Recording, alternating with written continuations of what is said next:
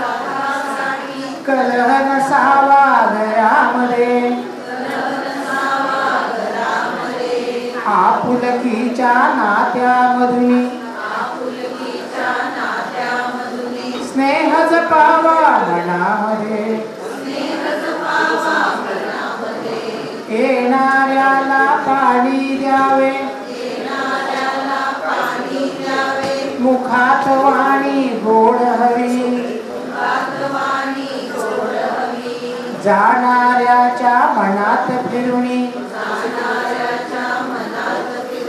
येण्याची रे ओढ हवी ऐसा प्रेमळ माणुसकीचा झरा वहावा मनामध्ये आपुलकीच्या नात्यामधून स्नेह जपावा मनामध्ये भांड्याला लागतेच भांडे विसरून जावे क्षणामध्ये परस्परांना समजून घ्यावे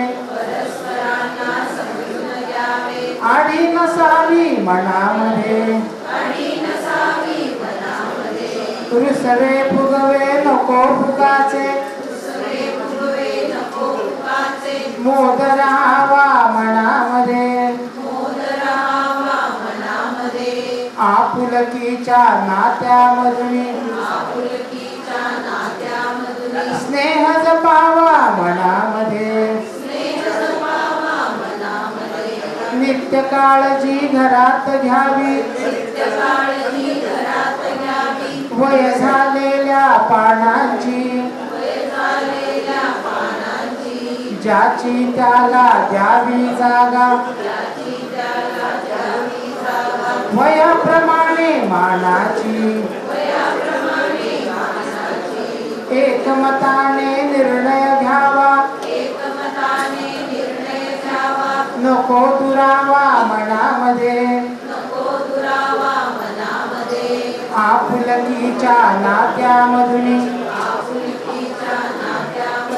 स्नेह जपावा मनामध्ये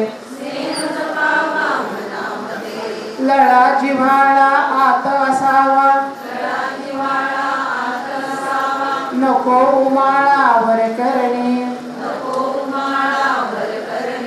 नको घराला गर्वधनाचा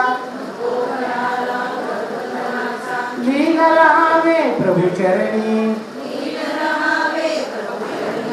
दिवसा रात्री परमेशाचा वास असावा घरामध्ये आपुलकीच्या नात्यामधून स्नेह जपावा मनामध्ये केवळ आपल्या स्वार्थासाठी कलह नसावा घरामध्ये आपुलकीच्या नात्यामधून स्नेह जपावा मनामध्ये स्नेह जपावा मनामध्ये धन्यवाद. जन्मदिनानिमित्त आम्ही पुरंदर कलामंचातील हे सादर करते आपल्यासमोर यथाशक्ती हे सगळं सादर करीत आहोत. इतक्या मोठ्या कविवर्यांना कवेत घेणं ही आपल्यासारख्या सामान्यांची गोष्ट नाही आहे. तरी हा त्यांच्या स्मृतींना त्यांच्या साहित्याला अभिवादन म्हणून हा एक छोटासा आमचा प्रयत्न आहे. ह्या प्रयत्नासाठी पहिल्यांदा आदरणीय तळेकर सर, श्रीयुत सतीश पाटील सर यांना मी धन्यवाद देतो. त्यांच्या संकल्पनेतून त्यांच्या थोड्या मार्गदर्शनातून ह्या सगळ्या प्रयोगाला आपल्या चालना मिळाली. आणि माझं आणि संजय दादांचं थोडं धारिष्ट म्हटलं तरी चालेल की आपल्या वाचावर वाणीवर आणि अभिवाचनावर कवितेवर अधिकार असणारी ही सगळी मोठी मंडळी इथं बसली. कोळेकर सर आहेत, कदम सर आहेत, देशपांडे बाई आहेत, आमच्या प्रीतीदा ताई आहेत. ह्यांच्या बरोबर बसण्याचं धारिष्ट आम्ही करतोय हे पहिल्यांदा नमूद करायला पाहिजे. कारण इतकी मोठी अधिकार असलेली माणसं आमच्या बरोबर आहेत. ह्याचा आम्हाला थोडा हा स्वार्थ आहे छोटासा. कारण बरेचसे कार्यक्रम होतात, आम्ही कुठेतरी हे असतो, थोडं पडद्यामागं असतो.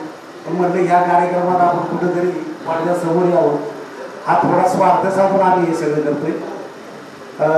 आदरणीय तळेकर सर, सतीश पाटील सर यांचा तर आभार आहेच, पण विशेष सहाय्य कोळेकर सरांचं लाभले, कदम सरांचं लाभले. आणि मला वाटतं असे महिला वाचन करता आणि पुरुषांचं वाचन करता असे जे कार्यक्रम आपले वर्षातनं 2 तरी व्हावेत, ह्या ही मला वाटतं ही इच्छा आपण इथे व्यक्त करूया. ह्या अपेक्षेने आपण कार्यक्रम चालू करू. औपचारिक सगळ्यांची ओळख कार्यक्रमाच्या नंतर होईलच, पण तरीही मी गळंगे सर आणि मल्हार यांना एक अपेक्षा छोटीशी व्यक्त करतो की मध्ये जर काव्य वाचन चालू असेल आपलं, तर तुम्हाला वाटलं की ह्याला कुठेतरी चाल द्यावी, ठेका धरावा, तर तुम्ही तुमच्या पद्धतीने घ्या, थोडा ठेका धरला तरी चालेल. आणि ह्या आम्ही आत्ता समोर असलो तरी मुस्कान आहे, सुवर्णाताई आहे, सुनील हेंद्रे सर आहेत, शिल्पाताई आहेत, संकेत आहे, हृदय आहे. ह्या पण ह्या कार्यक्रमाचा एक भाग आहेत. त्यांना इथं जागा नसल्यामुळे, अडचण असल्यामुळे आपण तिथं बसवले, तर त्या पण आपल्याला आपली कला इथं सादर करण्यात ही मदत करतील. कुसुमाग्रजांच्या ह्या सगळ्या जीवनपटाचा, साहित्यपटाचा एक अंश आपण धरलाय.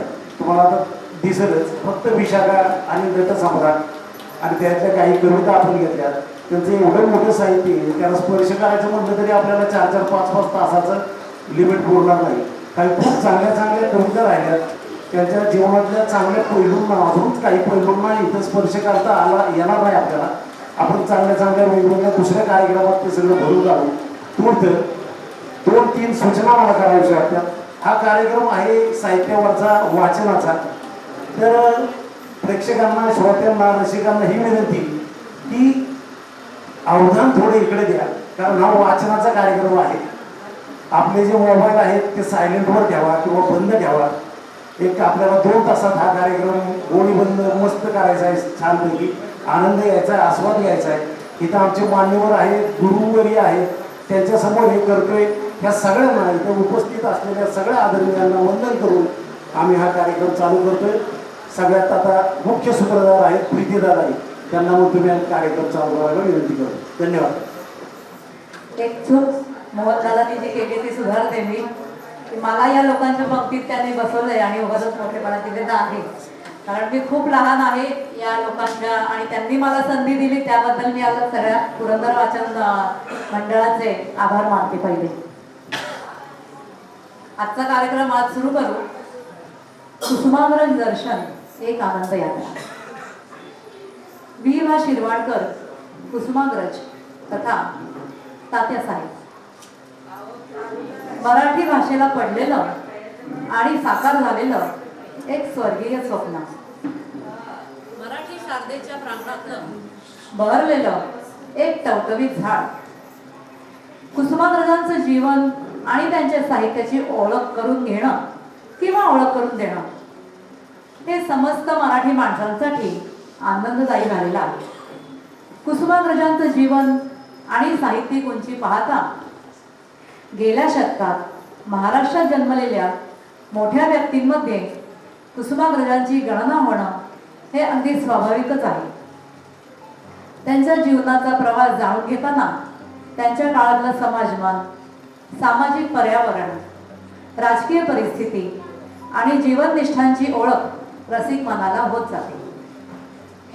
कुसुमाग्रजांवर त्यांच्या हयातीत आणि नंतरही मराठीतून विविध माध्यमातून विपुल लिखाण झालेलं आहे. या बहुपदरी लिखाणातून तात्यांची जीवननिष्ठा, सौंदर्यदृष्टी, त्यांच्या साहित्याची गुणवत्ता, त्यातील सामाजिक संदर्भ, त्यांच्या कवितेतले आदिबंध यासारख्या असंख्य विषयांना अनेक मान्यवरांनी, समीक्षकांनी समर्थपणे नोंदवलेला आहे. त्यांच्या स्मृतींची स्पंदने गेल्या 8 दशकांहून अधिक काळ मराठी मनावर उमटत आहेत. ज्ञानपीठ पुरस्काराने गौरवण्यात आलेल्या या महान साहित्यकाचं जीवन आणि त्यांनी निर्मिलेल्या साहित्याचा 1-2 तासांच्या कार्यक्रमात आढावा घेणं हे प्रशस्त वाटत नाही. किंबहुना अखंड विश्वाच्या भव्य रूपाला आपल्या प्रतिभेने शब्दालंकृत करणाऱ्या या शारदा पुत्राचं अशा कालमर्यादेत ओझरत दर्शन घेणंही शक्य नाही, याची जाणीव मनी बाळगूनच हा प्रयत्न आपण करीत आहोत. एका अर्थी गागरबी सागर भरण्याचा हा यथाशक्ती प्रयत्न आहे हे आपण सगळ्या रसिकांनी जाणून घ्यावं.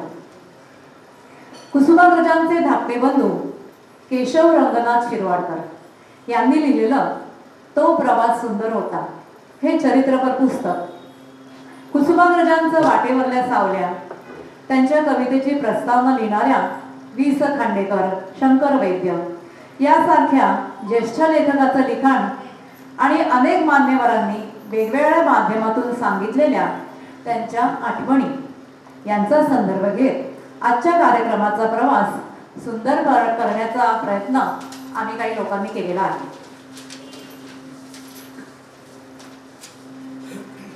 मराठी भाषेची अस्मिता जीवनभर जपणाऱ्या तात्यासाहेब शिरवाडकर तथा कुसुमाग्रजांच्या साहित्यावरचा प्रवास या 1.5-2 तासातून मांडताना रसिक श्रोत्यांना गोड वाटेल याची खात्री मनात ठेवूनच सादर करीत आहोत.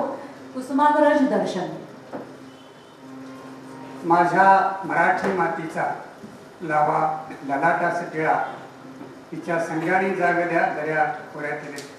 ज्ञानातून उसळे तलवारीची पातळ, वेदात मराठी वीर दौडली. काळ सखे गळ्यातील तुझे चांदण्यांचे हात, क्षितिजाच्या पलीकडे उभे दिवसाचे दूत. दिलंय किती भास्करा वंचना, किती काळ कक्षेत धावू तुझ्या मी, कितीदा करू प्रीतीची याचना. कोट्यवधी जगतात जीवाणू, जगती अनमरती जशी ही गवताची पाती. नाविका मी परंतु फिरतो सात नभांखाली, निर्मितो नवक्षितिजे फिरतो. कुसुमाग्रजांचे वडील रंगनाथ दादा शिरवाडकर नोकरीच्या निमित्ताने पुण्यामध्ये होते. तिथेच आई कृष्णा यांच्या पोटी 27 फेब्रुवारी 1912 रोजी निंबाळकर तालमीजवळच्या लिमयांच्या वाड्यात सकाळी 6:15 वाजता कुसुमाग्रजांचा जन्म झाला. त्यांचं नाव गजानन ठेवण्यात आलं. त्यावेळी त्यांचा वडील भाऊ पद्माकर 4 वर्षाचा होता. त्यांच्या चुलत घरातील वामनराव शिरवाडकर निधन पावल्यामुळे आणि कोणी वारस नसल्यामुळे वामनरावांच्या विधवा पत्नीने दादांच्या एका मुलाला दत्तक घेण्याचा प्रस्ताव मांडला. पण तेव्हा थोरल्या मुलाला दत्तक घेण्याची प्रथा नव्हती. म्हणून गजानन वामन शिरवाडकरांना दत्तक घेतला आणि झाला विष्णू वामन शिरवाडकर. वडिलांनी दत्तक देतानाच दूरदृष्टीने गजाननाला पूर्ण शिक्षणानंतर वामनरावांच्या घरी जाण्याची अट घातली. त्यामुळे त्यांच्या शिक्षणाचा मार्ग सुकर झाला. विष्णूचं प्राथमिक शिक्षण नाशिक मालेगाव रस्त्यावरच्या निसर्गरम्य पिंपळगावला झालं.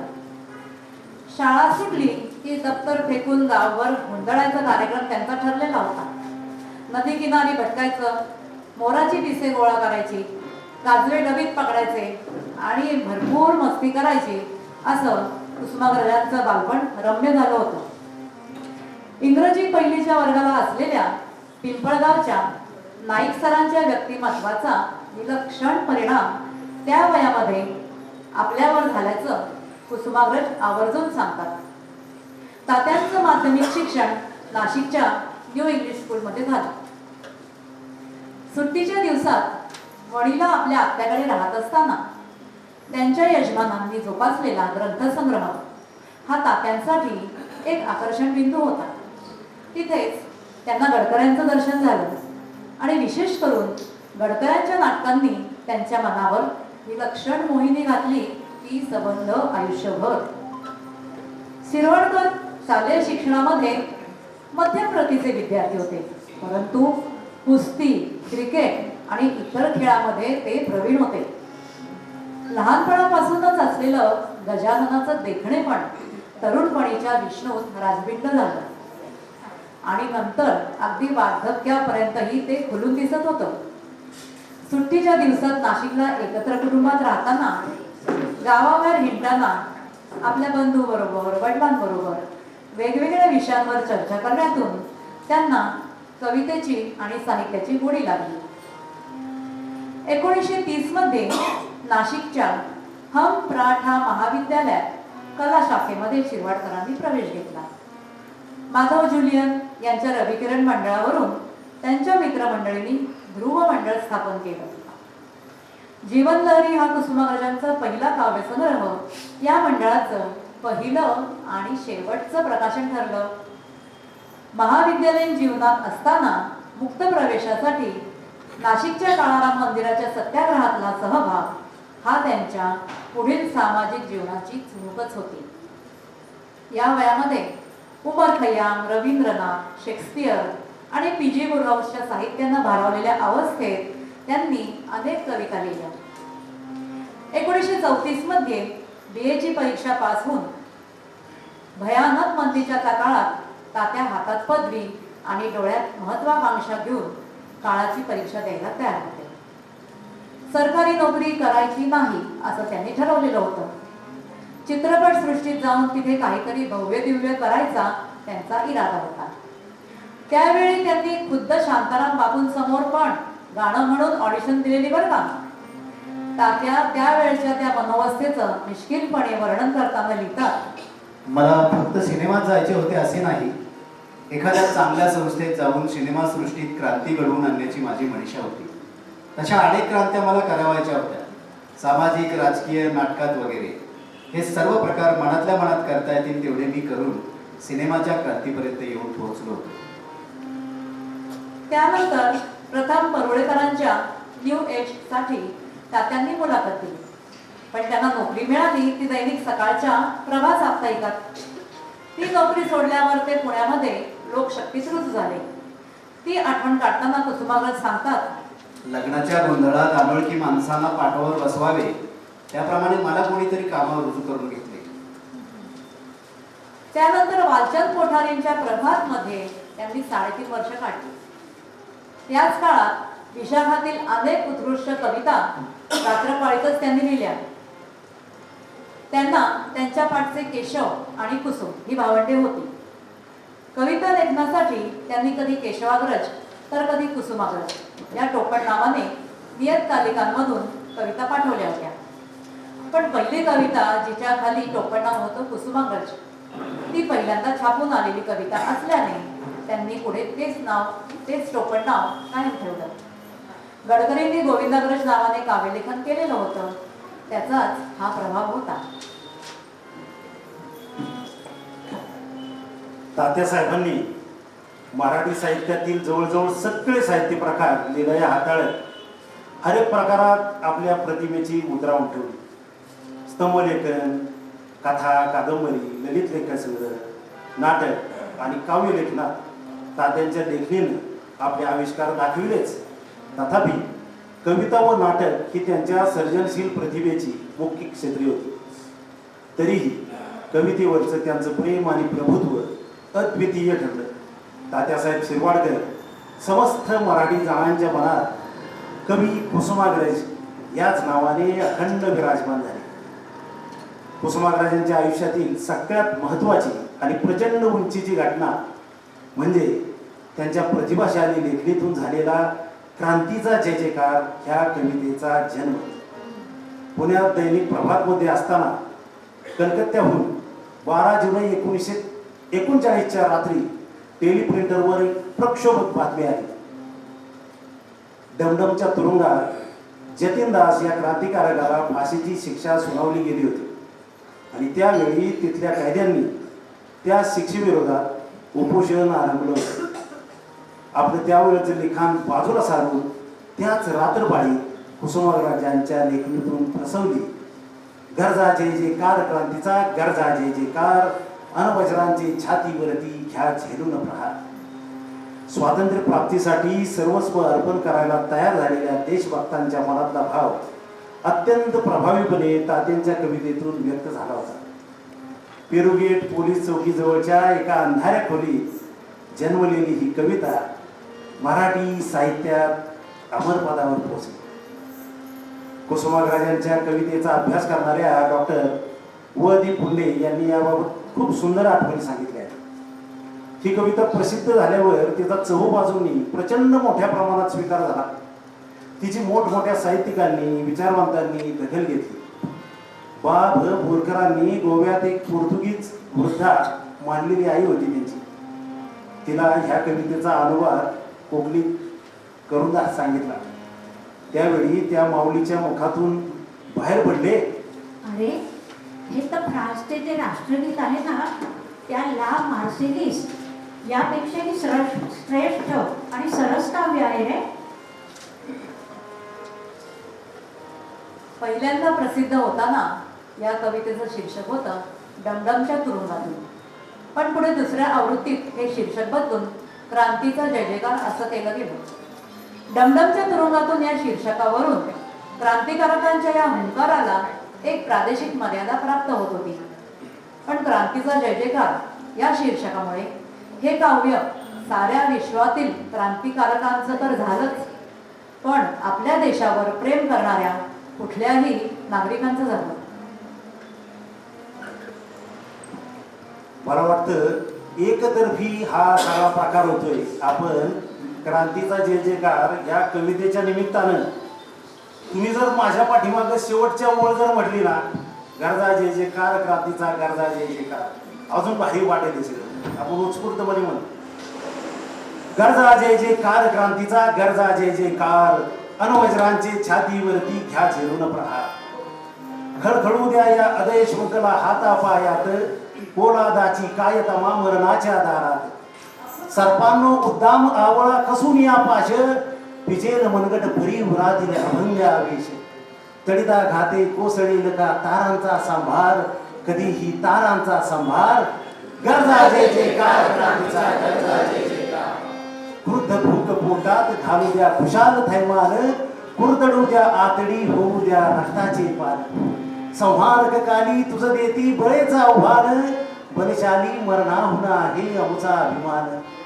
मृत्युंजय आम्ही मृत्युंजय आम्ही, आम्हाला कसले कारागार, अहो हे कसले कारागार. गरजा जय जयकार क्रांतीचा गरजा जय जयकार. पदोपदी पसरून निखारे आपुल्याच हाती, होऊन या बेहोश धावलो देह पथावरती. कधी न थांबलो विश्रांतीस्तव पाहिले न मागे, बांधून शकले प्रीतीचे वा कीर्तीचे धागे. एकच तारा समोर आणि पायतळी अंगार, होता पायतळी अंगार. गरजा जय जयकार क्रांतीचा गरजा जय जयकार. श्वासांनो जा वायू संगे ओलांडून भिंत, अन आईला कळवा आमच्या हृदयातील खंत. सांगा वेळी तुझी मुले ही या अंधारात, बद्धकरांनी अखेरचा तुझ करीती प्रणिपात. तुझ्या मुक्तीचे एकच होते वेळ भरी अनिवार, तयांना वेळ भरी अनिवार. गरजा जय जयकार क्रांतीचा गरजा जय जयकार. नाचविता ध्वज तुझा गुंतले शृंखलेत हात, नाचविता ध्वज तुझा गुंतले शृंखलेत हात.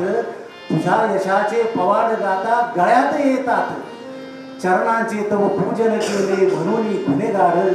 देता जीवन अर्घ्य तुला ठरलो वेडे पीर, देशील ना पण तुझ्या खुशीचा वेड्यांना आधार. आई वेड्यांना आधार. गरजा जय जयकार क्रांतीचा गरजा जय जयकार. कशास आई भिजभिशी डोळे उजळ तुझे भाग, रात्रीच्या गर्भात उद्याचा असे शकता. सरणावरती आज आमोची पेटताच प्रेते, उठतील त्या ज्वाळांतून भावी क्रांतीचे येते. लोहदंड तो पायांमधले खळाळा तुटणार, आई खळाळा तुटणार. गरजा जय जयकार क्रांतीचा गरजा जय जयकार. आता कर ओंकारा तांडव गिळावया घास, वाजत गाजत टाक वळींच्या गळ्यावरी फास. रक्त मांस लुटण्यास गिधाडे येऊ देत क्रूर, पहा मोकळे केले आता त्यासाठी होऊन शरीरांचा कर सुखे नैव या सुखे नैव संहार मरणा सुखे नैव संहार गरजा जय जयकार क्रांतीचा गरजा जय जयकार गरजा जय जयकार क्रांतीचा गरजा जय जयकार.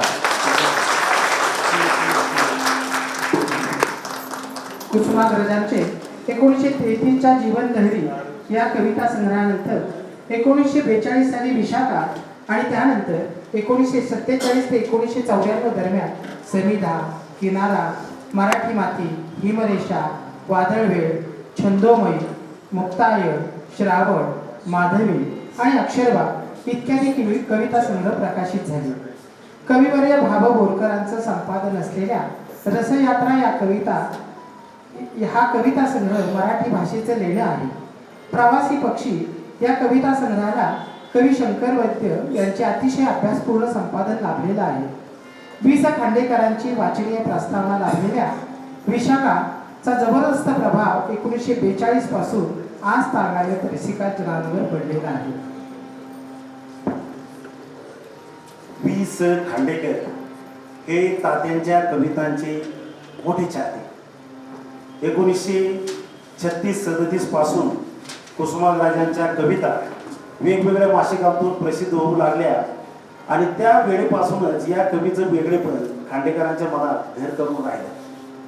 इतक्या जबरदस्त कवितांचा संग्रह हा कवी लोकांसमोर घेऊन यायला का एवढा उशीर लावतोय असं त्यांनी वेळोवेळी जवळच्या मित्रांना बोलून दाखवलं. त्यांनी पत्रव्यवहार करून कुसुमाग्रजांकडून त्यांच्या सगळ्या कविता पाठवण्याची विनंती केली, पण कुसुमाग्रजांकडे त्या एकत्रितपणे नव्हत्या. ते चालढकल करीत राहिले हे जाणवताच खांडेकरांनी या सर्व कविता ज्या ज्या मासिकांतून प्रसिद्ध झाल्या होत्या त्यांची कात्रणं अनेकांकडून गोळा केली. दुसऱ्या महायुद्धाच्या नंतरच्या काळात नव्या कवीच्या कविता संग्रहासाठी प्रकाशकांकडे कागद उपलब्ध नसायचा. 1941-42 ची गोष्ट. प्रसिद्ध लेखकांसाठी काही कागदाचा कोठा राखून ठेवलेला असायचा. खांडेकरांनी त्यांच्यासाठी असलेल्या राखीव कागद कोट्याचा उपयोग विशाखाच्या छपाईसाठी करायला सांगून स्वतःच्या पुस्तकांचं प्रकाशन दाबणीवर ठेवलं. कवीची आर्थिक हालाकी लक्षात घेऊन खांडेकरांनी संग्रह स्वतःच प्रकाशित करायचे ठरवले. खांडेकरांची ही कृती त्यावेळेचं साहित्यिक वातावरण, एकमेकांच्या लिखाणाचं मूल्य जाणून त्याला दाद देण्याची वृत्ती आणि मराठी भाषेला समृद्ध करणाऱ्या अभिजात साहित्याची निर्मिती यावर खूप मोठा प्रकाश टाकला गेला. मराठी साहित्याला प्राप्त झालेला पहिला ज्ञानपीठ पुरस्कार घेताना खांडेकरांना प्रश्न विचारला गेला होता की तुमच्यानंतर ज्ञानपीठ पुरस्कार मराठीतल्या कोणत्या लेखकाला मिळावा असं तुम्हाला वाटतं? तेव्हा खांडेकरांनी नाव घेतलं होतं कुसुमाग्रज. दुसऱ्यांच्या समस्यांमध्ये स्वतःला निस्वार्थीपणाने गुंतवून घेणारा, दुसऱ्यांच्या समस्यामध्ये स्वतःला निस्वार्थीपणे गुंतवून घेणारा आणि त्या सोडवण्याची धडपड करणारा असा दुसरा साहित्यिक मी तरी पाहिला नाही, असं तात्यांनी वि. स. खांडेकरांबद्दल मोठ्या कृतज्ञ भावानं म्हटलं आहे. पुलंनी म्हटलं आहे, माझे जन्म नक्षत्र मला ठाऊक नाही, परंतु माझे तारुण्य जन्माला आले ते कुसुमाग्रजांनी मराठी साहित्याच्या आकाशात सोडलेल्या विशाखा या नक्षत्रावर. मराठी काव्य क्षेत्रातील सर्वात अनन्यसाधारण घटना होण्याचं भाग्य या काव्यसंग्रहाला लाभलं. कवी शंकर वैद्य म्हणतात की मराठी भाषेतील शैली 2 डायमेन्शनल होऊ लागली होती, ती कुसुमाग्रजांनी 3 डायमेन्शनल केली. मला थोडं डिस्टर्ब करून हे सांगायचंय, हा योगायोग आता लगेच लक्षात आला माझ्या. वि. स. खांडेकर आणि विष्णू वामन शिरवाडकर दोघांची नावं विष्णूच, आणि जगात कुठलंही उदाहरण नसेल की दोघं आपल्या चुलत्याला दत्तक गेलेली माणसं.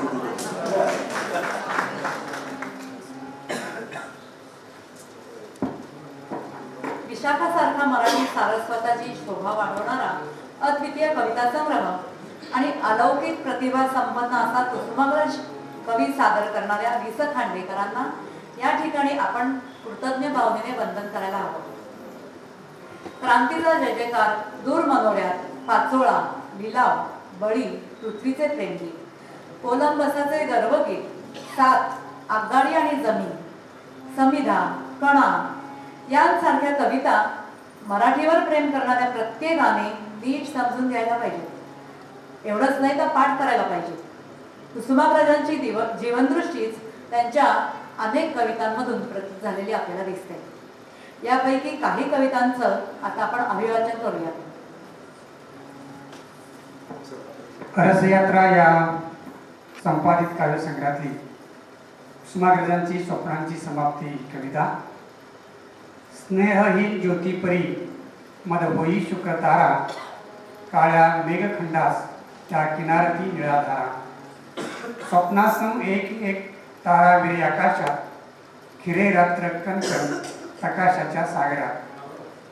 काळ सखे गळ्यातले तुझे चांदण्याचे हास, क्षितिजाच्या पलीकडे उभे दिवसाचे दूत. रात पाखरांचा आर्क नाद नच कानी पडे, संपवणी भावगीत झोपलेले रात केले. पहाटेचे गार वारे चोरट्याने जगावर, येती पाय वाजतात वाळलेल्या पानावर. शांती आणि विषण्णता दाटलेली दिशातून गजबज गरजवी जग घटकेने दोन. जमू लागलेले दव गवताच्या पातीवर, भासते भूतारकांच्या आसवानी ओलसर. काळ सखे गळ्यातील तुझे चांदण्याचे हात, क्षितिजाच्या पलीकडे उभे दिवसाचे दूत. प्राजक्ताच्या पावलाशी पडे दूर पुष्परास, वाऱ्यावरी वाहतीये त्याचे दाटलेले श्वास. ध्येय प्रेम आशा यांची होतसे का कधी पूर्ती, वेड्यापुरी पूजितो या आम्ही भंगणाऱ्या मूर्ती. खळ्यामध्ये बांधलेले बैल होऊन या जागे, गळ्यातील घुंगरांचा नाद काही येऊ लागे. आकृतीना दूरच्या त्या येऊ लागे रूप रडग, हालचाल कुजबूज होऊ लागे जागोजाग. काळ सखे गळ्यातील तुझे चांदण्याचे हात, क्षितिजाच्या पलीकडे उभे दिवसांचे दूत. होते म्हणून स्वप्न एक रात्र पाहिलेले, होते म्हणून स्वप्न एक रात्र पाहिलेले, होते म्हणून वेळी एक रात्र राहिलेले. प्रकाशाच्या पावलांची चाहुले कानावर, प्रकाशाच्या पावलांची चाहुले कानावर. ध्वज त्याचे कणकाचे लागतील गडावर, लागतील गडावर. होततील आग जरी, होततील आग जगी, दूत त्याचे लक्षावधी. उजेडात दिसू वेळे आणि धरू अपराधी, आणि धरू अपराधी.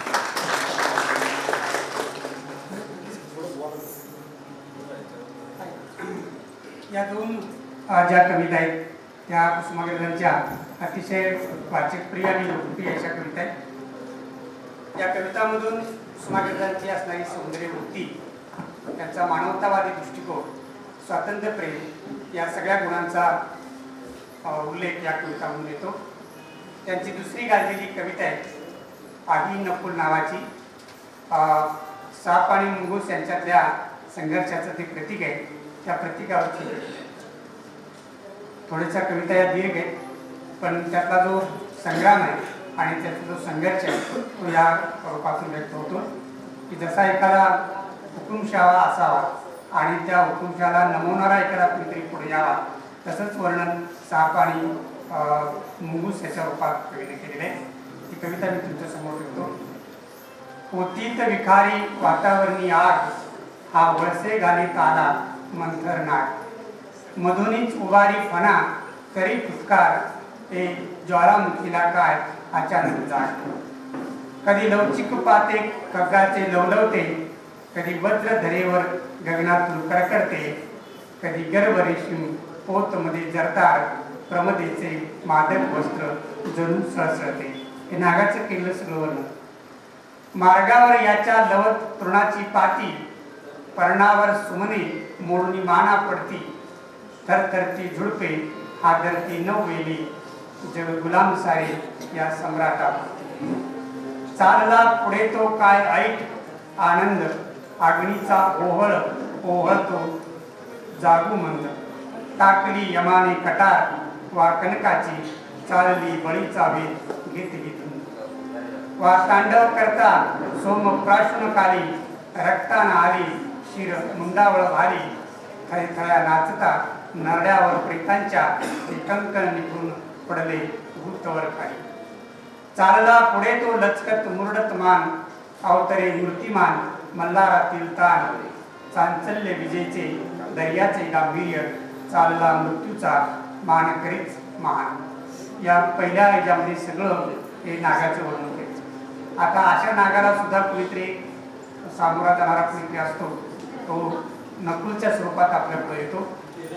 हा थांब कुणाची जाळीमध्ये चावूल अंगावर कणापरी नयन कुणाचे लाल आरक्त ओट दे ध्वजा जणू रक्ताच्या रे नकुल आला आला आला देख नकुल थबकलाच जागी सर्प घालून वळसा रिपू समोर येता सोडून अनाडोसा भूमी समारुणी मागे तीव्र तडाका घे पणा उभारून मरणाचा काळोसा पडलीच उडी ही तडितेचा आघात उलके परी तळपत कण्यात घुसले दात विळख्यावर विळके कसून चढवी सर्प कुंपाट कै आणि पिशापरी पेशा रणकाय भयानक लोळे आग जळात आदळती वळती आवळती क्रोधात जणू जिंका आयासी गगनाचे स्वामित्व आषाढ गणासी जुने झुंजे वादळवाद क्षणी धुळीत गेली वाल ती विषधार इथं सापाचा होणारा मृत्यू आहे.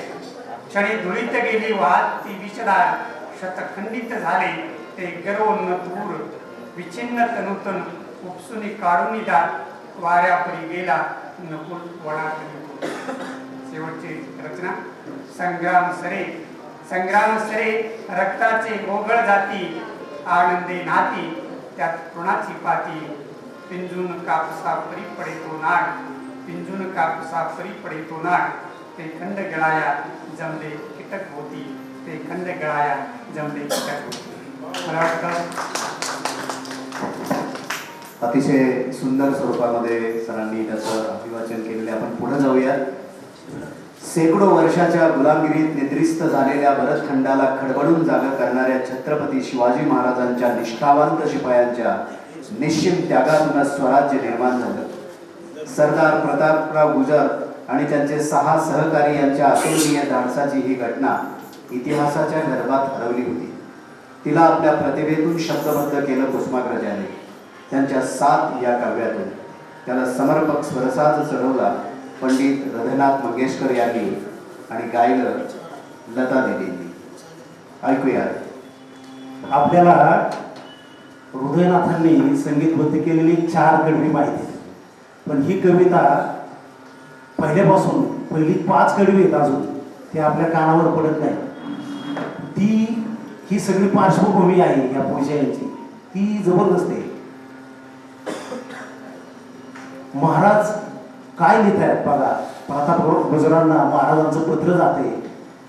श्रुती धन्य जाहल्या श्रवणी आपुली वार्ता रण सोडून सेना सागर आमचे पळता अब नाही घरोघर खाल्या लाजतील आता भर दिवसा आम्हा दिसू लागली रात वेळात मराठे वीर दौडले साथ. ते कठोर अक्षर प्रतापराव गुजर पाहताय ते पत्र. ते कठोर अक्षर एक एक त्यातील जाळीत चालले खनखर ताठ दिल माघारी वळणे नाही मराठी शील विसरला महाशय काय लाविता जात वेळात मराठे वीर दौडले साथ. वर भिवई उठती वर भिवई चढली दात दाबिती ओठ छातीवर तुटती पटबंधाची गाठ डोळ्यात उठे काहूर ओलवे काठ म्यानातून उसळे तलवारीची पात वेळात मराठे वीर दौडले साथ. 5वं कडवं प्रतापराव गुजर ह्याला उत्तर देत आहेत. ते त्वेषाने फेडतायत. काय त्यांचे जे शब्द काय असतील ते कुसुमाग्रजांनी लिहिले.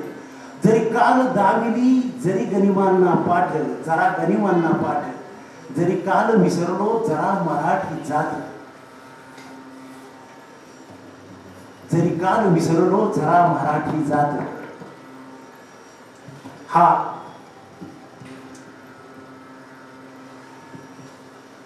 तवमान करीला ठेवून शिर करात वेडात मराठे वीर दौडले साथ.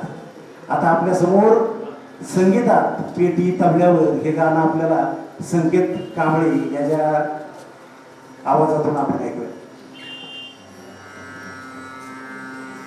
मला वाटतं की हे सगळ्यांनी सोबत गाण्याचं गाणं आहे, तर जेव्हा एक ध्रुवपद येईल तेव्हा तुम्ही सोबत गाऊ शकता. ज्ञानातून उसळे तरवारीची पात, ज्ञानातून उसळे तरवारीची पात, वेडात मराठे वीर दौडले सात, वेडात मराठे वीर दौडले सात, ज्ञानातून उसळे तरवारीची पात, ज्ञानातून उसळे तरवारीची पात, वेडात मराठे वीर दौडले सात, वेडात मराठे वीर दौडले सात.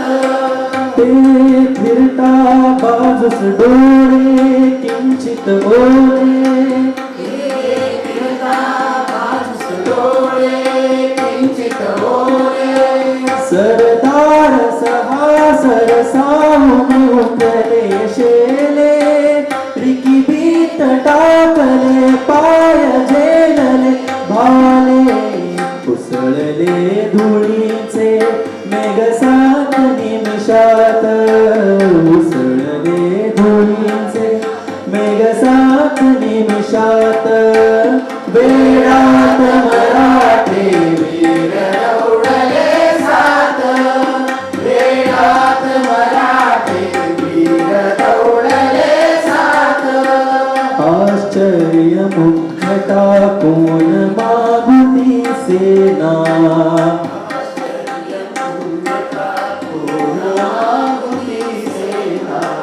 अपमान बुजविण्या सादर तुम्ही माना, छावणीत शिरले थेट भेट गनिमाना, कोसळल्या उल्का जळत सात दर्यात, कोसळल्या उल्का जळत सात दर्यात, वेडात मराठे वीर दौडले सात,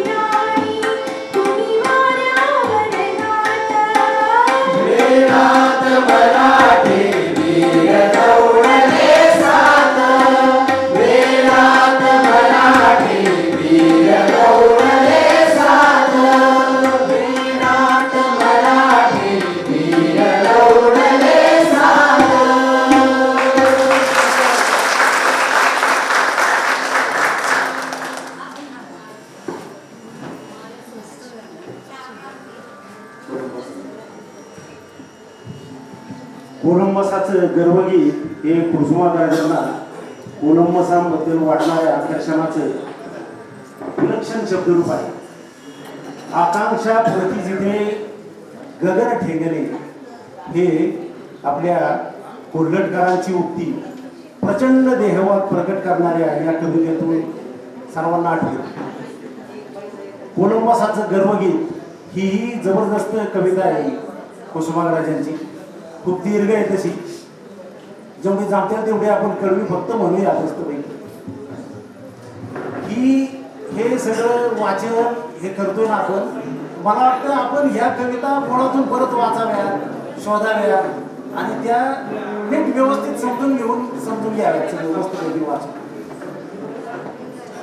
हजार जिव्हा तुझ्या गरजू दे प्रतिध्वनी दे त्या समुद्रा डळमळू दे तारी विराट वादळ हेल कावू दे पर्वत पाण्याचे ढळू दे दिशा कोण सारी ताम्रसुरा प्राशून मातू दे दैत्य नभामधले दडू द्या पाताळी सविता आणि तयांची ही अधिराणी ध्वंग धरणीला कराया पाजवू दे कविता की स्वर्गातून कोसळलेला सूड समाधान मिळाया प्रमत्त साहित्यान जमविनी वेळा मेताळांचा या दर्यावरती करी हे तांडव थैमान सहकार्यांनो काही खंती जन्म खलाशांचा झुंजण्या अखंड संग्राम नक्षत्रापरी असीम नीलामध्ये संचरावे दिशांची आम्हाला धाम काय सागरी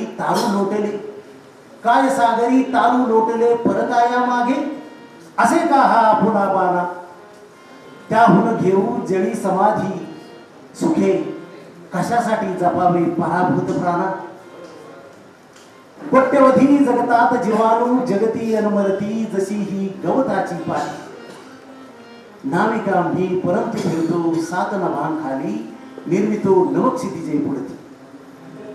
पुढे बघा मार्ग आमुचा रोधू शकती ना धन ना दारा. धन पण नाही आणि पत्नी पण नाही, दारा पण नाही. मार्ग आमुचा रोधू शकती ना धन ना दारा घराची वा विधवर कारा मानवतेचे निशाण फिरवून महासागरात चिंकुनी खंड खंड सारा. चला उभारा शुभ्र शिरेती गर्वाने वरती चला उभारा शुभ्र शिरेती गर्वाने वरती कथा या खुल्या सागराला अनंत आमुची ध्येयासक्ती अनंत नाशा किनारा तुला पामर आला किनारा तुला पामर आला. मोहनदादांसाठी पुन्हा एकदा जोरदार टाळ्या त्या यासाठी की 4 दिवसापूर्वी दिलेलं जे काय कार्य आहे त्यांनी मुखोद्गत केलेलं आहे त्यासाठी जोरदार एकदा टाळ्या. यानंतर कुसुमाग्रजांची अत्यंत गाजलेली कविता आहे कणा, ती वाचण्याचा प्रयत्न करतोय. ओळखलत का सर मला पावसात आला कोणी, ओळखलत का सर मला पावसात आला कोणी, कपडे होते कर्दमलेले केसावरती पाणी. ओळखलत का सर मला पावसात आला कोणी, कपडे होते कर्दमलेले केसावरती पाणी. क्षणभर बसला नंतर हसला, क्षणभर बसला नंतर हसला, बोललावरती पाहून गंगामाई आली पाहुणी गेली घरट्यात राहून. माहेरवासीन पोरीसारखी 4 भिंतीत नाचली, माहेरवासीन पोरीसारखी 4 भिंतीत नाचली. मोकळ्या हाती जाईल कशी, बायको मात्र वाचली. भिंत खचली चूल विझली होते नव्हते गेले, भिंत खचली चूल विझली होते नव्हते गेले. प्रसाद म्हणून पापण्यांमध्ये पाणी तेवढे ठेवले. कारभारणीला घेऊन संगे सर आता लढतो आहे, कारभारणीला घेऊन संगे सर आता लढतो आहे. पडकी भिंत बांधतो आहे, चिखल गाळ काढतो आहे. खिशाकडे हात जाताच हसत हसत उठला, खिशाकडे हात जाताच हसत हसत उठला. पैसे नकोत सर जरा एकटेपणा वाटला, पैसे नकोत सर जरा एकटेपणा वाटला. अहो मोडून पडला संसार तरी मोडला नाही कणा, मोडून पडला संसार तरी मोडला नाही कणा. पाठीवरती हात ठेवून फक्त लढ म्हणा, पाठीवरती हात ठेवून फक्त लढ म्हणा. कुसुमाग्रजांनी सामाजिक विषमतेवर बऱ्याच त्यांच्या कविता आहेत रूपकात्मक. तशीच ही एक कविता आहे आगगाडी आणि जमीन. नको ग आक्रंदे जमीन, नको ग आक्रंदे जमीन, पायाशी लोळत विनवी नमून, पायाशी लोळत विनवी नमून. धावसी वेगेत वरून, धावसी मजेत वेगात वरून, आणि खाली मी चालले चुरून, आणि खाली मी चालले चुरून. छातीत पाडीसी कितीक खिंडारे, छातीस पाडीसी कितीक खिंडारे, कितीक ढाळसी वरुनी निखारे. नको ग आक्रंदे जमीन, जाळीत जाऊ तू बेहोश होऊन. ढगात धुरांचा फवारा सोडून, ढगात धुरांचा फवारा सोडून, गरजत गाडीती बोलली माजून. दुर्बळ अशीच खुशाल ओरड, दुर्बळ अशीच खुशाल ओरड. जगावे जगात कशाला भेकड, जगावे जगात कशाला भेकड. पोलादी टाचा या छातीत रोवून, अशीच चेतत धावेन. चला रे चक्रानं फिरत गरारा, गरजत पुकारा आपुला दरारा. शीळ अन कर्कश गर्वात फुंकून, शीळ अन कर्कश गर्वात फुंकून, पोटात जाळते इंधन घालून. शिरली घाटात अफाट वेगात, मैलाचे अंतर घोटात गिळीत. उद्दाम गाडीचे ऐकून वचन, क्रोधात इकड थरारे जमीन. उद्दाम गाडीचे वचन ऐकून, क्रोधात इकडे थरारे जमीन. दुर्बळ भेकड त्रेषाने पुकारी, घुमले पहाड घुमल्या कपारी, घुमले पहाड घुमल्या कपारी. हवेत पेटला सुडांचा धुमारा, कोसळे दरीत फुलाचा डोलारा. उठला क्षणार्ध भयान आक्रोश, हादरे जंगल कापले आकाश. उठला क्षणार्ध भयान आक्रोश, हादरे जंगल कापले आकाश. उलटी पालटी होऊन गाडीती, उलटी पालटी होऊन गाडीती. हजारे शकले पडली खालती, हजार शकले पडली खालती. 1959च्या संयुक्त महाराष्ट्रातील चळवळीतील सत्याग्रहाची प्रेरणा केंद्रस्थानी असलेल्या 1960 साली प्रकाशित झालेल्या मराठी माती या कविता संग्रहातील मराठी माती या कवितेत आपल्या मराठीची महती कुसुमाग्रजांच्या लेखणीतून प्रतीत झालेली आहे. माझ्या मराठी मातीचा लावा ललाटास टिळा, माझ्या मराठी मातीचा लावा ललाटास टिळा. तिच्या संगाने जागल्या दऱ्यात कोऱ्यातील शिळा. हिच्या कुशीत जन्मले काळे कनखर हात, हिच्या कुशीत जन्मले काळे कनखर हात. ज्यांच्या दुर्दम धीराने केली मृत्यूवरी मात. कडे कपारीत उभी हिच्या शिवाची देवळे, तेज सरितांमधून स्वाभिमानाचे ओवळे. दिवा झोपडीत मंद पेटे त्यावर मशाल, दिवा झोपडीत मंद त्यावर पेटे त्यावर मशाल. तिच्या दीप्तीने उजळे घर देशाचे विशाल. येथे फडकला झेंडा विळ्या कोयत्यांच्या साठी, खडक खंबीर राहिले सदा कंगालाच्या पाठी. नाही पसरला कर कधी मागावयास दान, नाही पसरला कर कधी मागायास दान. स्वर्ण सिंहासना पुढे कधी लावली ना मान. तिच्या गगनात भूमे आद्य स्वातंत्र्याची ग्वाही, तिच्या पुत्रांच्या बाबूत असे समतेची ग्वाही. अन्यायाची सुलतानी कधी हिने ना साहिली, आहे मृत्यूच्या दाराशी हिच्या श्रद्धेची हवेली. माझ्या मराठी मातीचा लावा ललाटास टिळा, माझ्या मराठी मातीचा लावा ललाटास टिळा. तिच्या संगे जगतील माय देशातील शिळा, तिच्या संगे जगतील माय देशातील शिळा.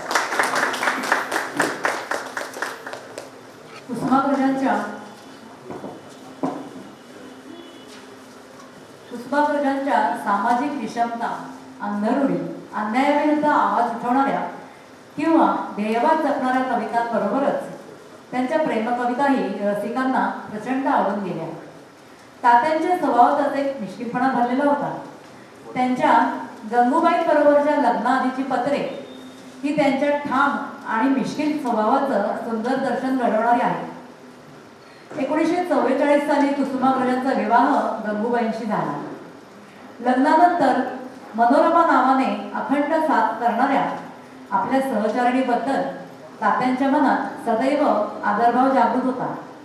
एका तत्वनिष्ठ आणि लोकोत्तर कवीची पत्नी म्हणून त्यांनी तात्यासाहेबांना अखंड साथ दिली. 1972 मध्ये त्यांचं निधन झालं.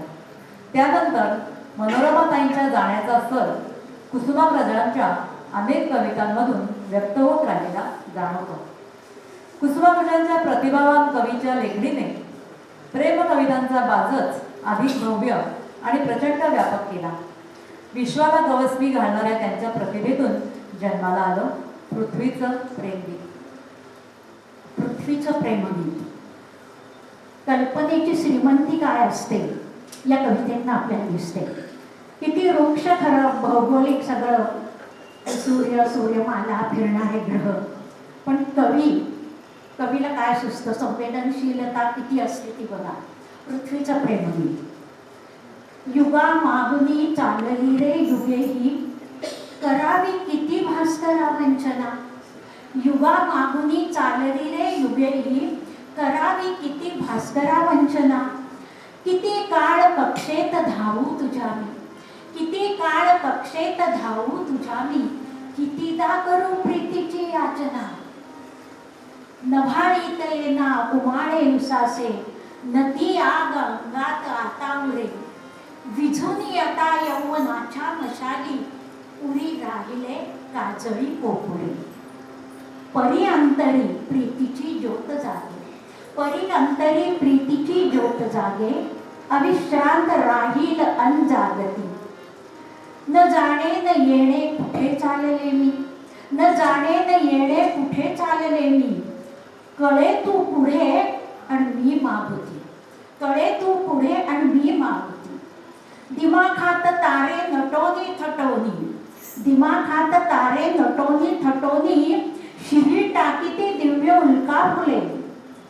परंतु परंतु तुझ्या मूर्ती बिन वाचून देवा, मला वाटते विश्व अंधारले. तुवा सांडलेले कुठे अंतराळात, वेचुनिया दिव्य तेजक्कण. मला मोहवाया बघे हा सुधांशू, तपाचार स्वीकारुनी दारुण. पिसारा प्रभेचा उभारून दारी, पिसारा प्रभेचा उभारून दारी. पहाटे उभा शुक्र हा प्रेमळ. तरी याचना प्रीतीची लाजुनी लाल, होऊनिया लाजरा मंगळ. निराशेत संन्यस्त होऊन बैसे, ऋषींच्या मुळे उत्तरेला ध्रुव. निराशेत संन्यस्त होऊन बैसे, ऋषींच्या कुळी उत्तरेला ध्रुव. पिसाटा परी केस पिंजारुनी हा, करी धूमकेतू कधी अर्जव. परिभव्य ते तेज पाहून पूजून, घेऊ गळ्याशी कसे काजवे. परिभव्य ते दिव्य तेज पाहून पूजून, घेऊ गळ्याशी कसे काजवे. नको क्षुद्र शृंगार तो दुर्बळांचा, नको क्षुद्र शृंगार तो दुर्बळांचा. तुझी दूरता त्याहुनी साहवे. तळी जागणारा निखारा, तळी जागणारा निखारा उफाळून, येतो कधी आठवाने वर. शहारून येते कधी अंग, शहारून येते कधी अंग. तुझ्या स्मृतीने सले अंतर. गमे की तुझ्या रुद्र रूपात जावे, गमे की तुझ्या रुद्र रूपात जावे. मिळवणी गळा घालून या गळा. तुझ्या लाल ओठातली आग प्यावी, तुझ्या लाल ओठातली आग प्यावी. मिठीने तुझ्या तीव्र व्हाव्या कळा. अमर्याद मित्रा तुझी थोरवी, अमर्याद मित्रा तुझी थोरवी. मला ज्ञात मी एक धुलिक कण. अमर्याद मित्रा तुझी थोरवी, मला ज्ञात मी एक धुलिक कण. अलंकारण्याला परिपाय तुझे, अलंकारण्याला परिपाय तुझे. धुळीचेच आहे मला भूषण, धुळीचेच आहे मला भूषण. कुसुमाग्रजांची अशीच आणखी एक प्रेमावरची कविता आपण ऐकूयात. पुरे झाले चंद्र सूर्य, पुरे झाल्या तारा, पुरे झाले चंद्र सूर्य, पुरे झाल्या तारा, पुरे झाले नदी नाले, पुरे झाला वारा. मोरासारखा छाती काढून उभा राहा, मोरासारखा छाती काढून उभा राहा, जाळासारखा नजरेत नजर बांधून पहा. सांग तिला तुझ्या मिठीत स्वर्ग आहे सारा. पुरे झाले चंद्र सूर्य, पुरे झाल्या तारा. सेवाळलेले शब्द आणि यमक छंद करतील काय, सेवाळलेले शब्द आणि यमक छंद करतील काय. अरे डांबरी सडकेवरती श्रावण इंद्रधनु बांधील काय. उन्हाळ्यातल्या ढगासारखा हवेत बसतील फिरत, उन्हाळ्यातल्या ढगासारखा हवेत बसतील फिरत. जास्तीत जास्त 12 महिने बाई बसेल झुरत. नंतर तुला लगीन चिठ्ठी आल्या वाचून राहील काय. अरे नंतर तुला लगीन चिठ्ठी आल्या वाचून राहील काय. डांबरी सडकेवरती श्रावण इंद्रधनु बांधील काय. म्हणून म्हणतो जागा हो जाण्यापूर्वी वेळ, म्हणून म्हणतो जागा हो जाण्यापूर्वी वेळ. प्रेम नाही अक्षरांच्या भातुकलीचा खेळ. प्रेम म्हणजे वनवा होऊन जाळत जाणं, प्रेम म्हणजे वनवा होऊन जाळत जाणं. प्रेम म्हणजे जंगल होऊन जळत राहणं. अरे प्रेम कर भिल्लासारखं बाणावरती खोचलेलं, अरे प्रेम कर भिल्लासारखं बाणावरती खोचलेलं. मातीमध्ये उगून सुद्धा मेघापर्यंत पोहोचलेलं. शब्दांच्या या धुक्यामध्ये अडकू नकोस, शब्दांच्या या धुक्यामध्ये अडकू नकोस. बुरुजावरती झेंड्यासारखा फडकू नकोस. उधळून दे तुफान सार काळजामध्ये साचलेलं, अरे उधळून दे तुफान सार काळजामध्ये साचलेलं. प्रेम कर भिल्लासारखं बाणावरती खोचलेलं, प्रेम कर भिल्लासारखं बाणावरती खोचलेलं. क्रांतिकारकांची मनोवस्था शब्दबद्ध करणाऱ्या कविवर्य मुलांच्या भावविश्वालाही किती सहज सुंदर त्यांना हाताळलं आहे ते आपल्याला आता माहितीच आहे. त्यांची बरीच बालगीतं आहेत. त्यातलं उठा उठा चिवताई, गवताचं पातळ या कवितांमधून कुसुमाग्रजांनी बाल सुलभ अनुभव उत्कटतेने प्रगट केलेले आहेत. आपल्यातील अनेकांना कुसुमाग्रजांची सागर ही कविता मला वाटतं बऱ्याच जणांना 3री 4थीच्या याला असेल, तर ती आता आपण मुस्कानच्या तोंडातून ऐकूया.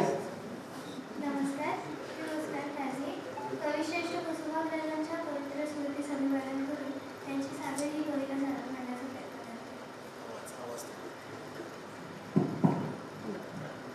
आवडतो माझा अफाट सागर अथांग पाणी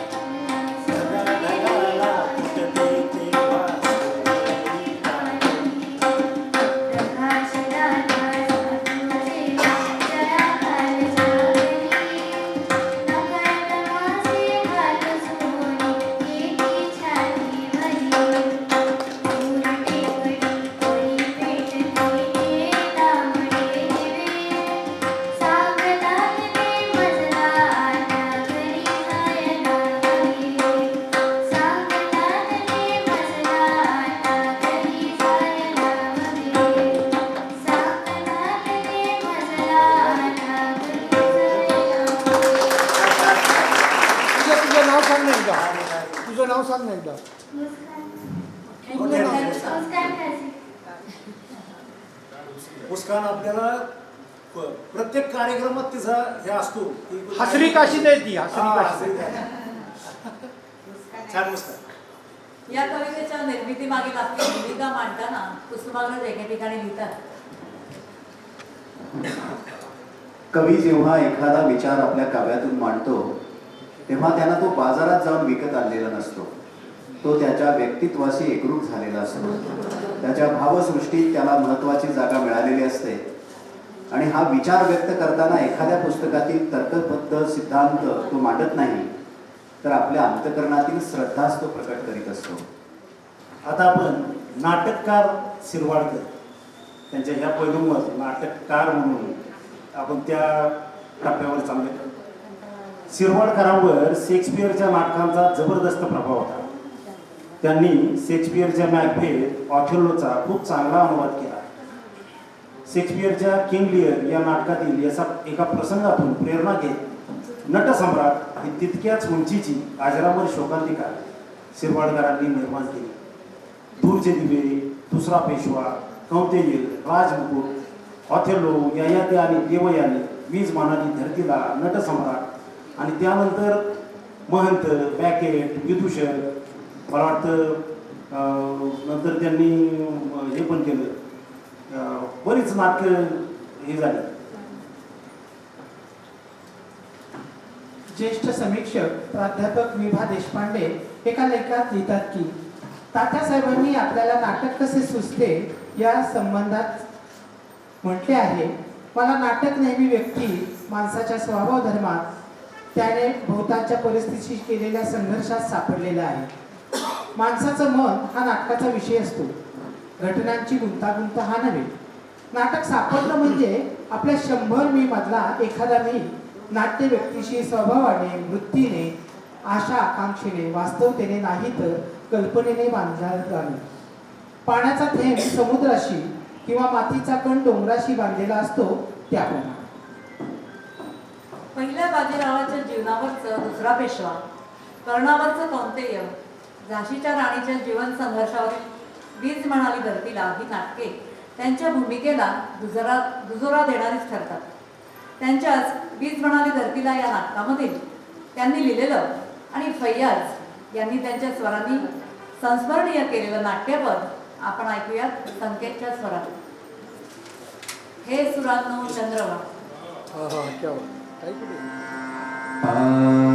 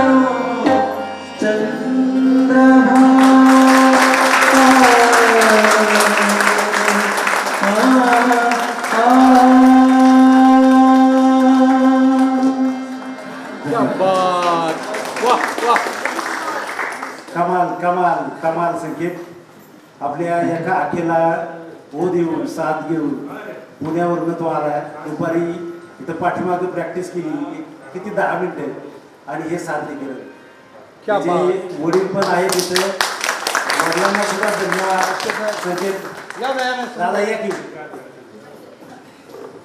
खरं तर पुरंदर कला मंचाचे आभार मानले पाहिजेत ते मला नेहमी संधी देण्यासाठी बोलवत असतात पण काही कामानिमित्त प्रत्येक कार्यक्रमामध्ये येणं होत नाही. आता आपल्या पुरंदरच्या क्षितिजावर हे उगवते तारे आहेत सगळे. हा हे मुस्कान आहे आमची बीना आहे ऐश्वर्या आणि इथं सुवर्ण आहे कुंदन आहे वरुण आहे अरे जबरदस्त काम होणार आहे पुढे. धन्यवाद संकेत. मल्हार आहे अजून. हा एवढंच नव्हे तर संपूर्ण मराठी नाट्य क्षेत्रानं नटसम्राटमुळं मोठं व्यावसायिक यश मिळवलंच किंबहुना मराठीतल्या अनेक दिग्गज नेत्यांनी अभिनेत्यांनी ह्या नाटकातील आप्पासाहेब बेलवंतकरांची भूमिका एक आव्हान म्हणून पाहिली. डॉक्टर श्रीराम लागू दत्ता भट यांनी ही भूमिका प्रचंड उंचीवर नेऊन ठेवली.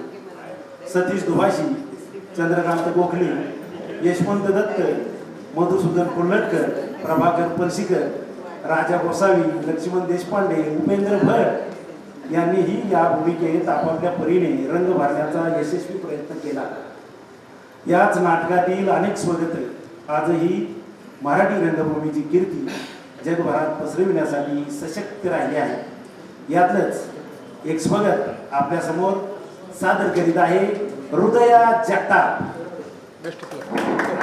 मराठी भाषा दिन आपण साजरा करत असताना आदरणीय प्राध्यापक तळेकर सर उल्हासजी आढाव आदरणीय मोहनजी बागडे यांनी खूप छान संहिता ही तयार केलेली आहे.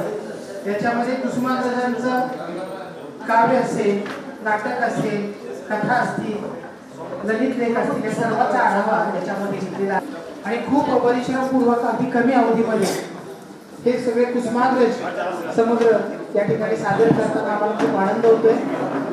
पुरंदर कला मंचातील सर्व कलाकार सर्व आलेले रसिक यांचे मी या ठिकाणी स्वागत करतो आणि अतिशय चांगल्या पद्धतीने असेच कार्यक्रम आपल्याला करायचे आहेत. यासाठी वाचू आनंदे ह्या वाचन कट्ट्यातील सर्व महिला वर्गाचे या ठिकाणी मी या ठिकाणी अभिनंदन करतो आभार मानतो.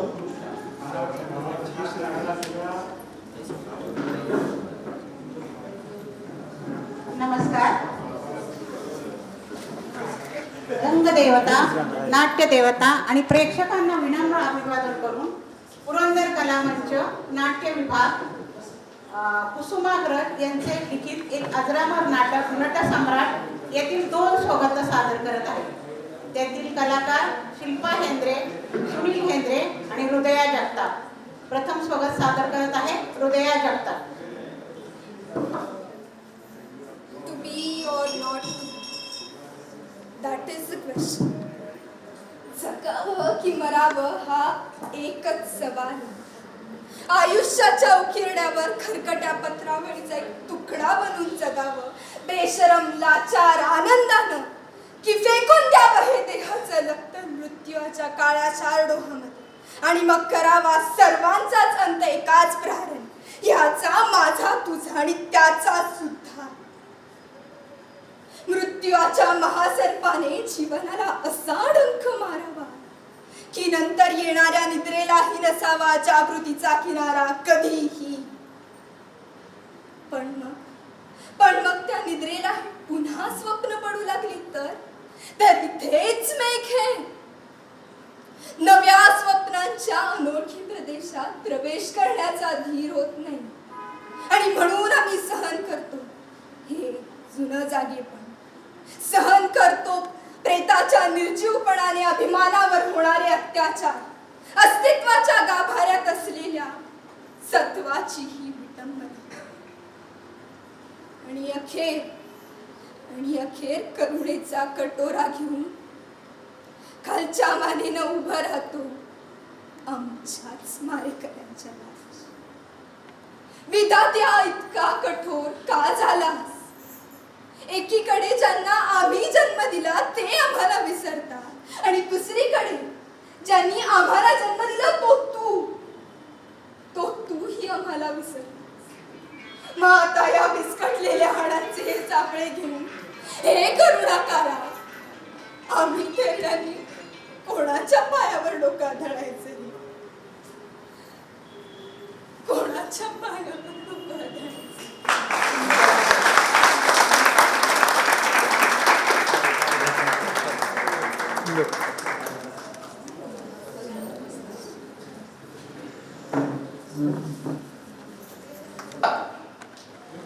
सरकार सरकार सरकार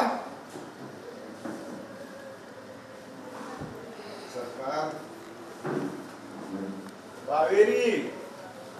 ईशा, किती मोठ्यांनी हाक मारायच्या त्या? कुणी ऐकलं तर काय म्हणेल? काय म्हणतील? म्हाताऱ्याला बायकोचं नाव लक्षात आहे. काहीतरीच बोलताय तुम्ही. नेहमीच तुमचं असं काहीतरीच असतंय. कावेरी, गेले 50-60 वर्ष झाली तुला एक गोष्ट सांगायची राहू, ती आज सांगणार. कोणती ती? मी तुझ्यावर खूप खूप प्रेम करतो.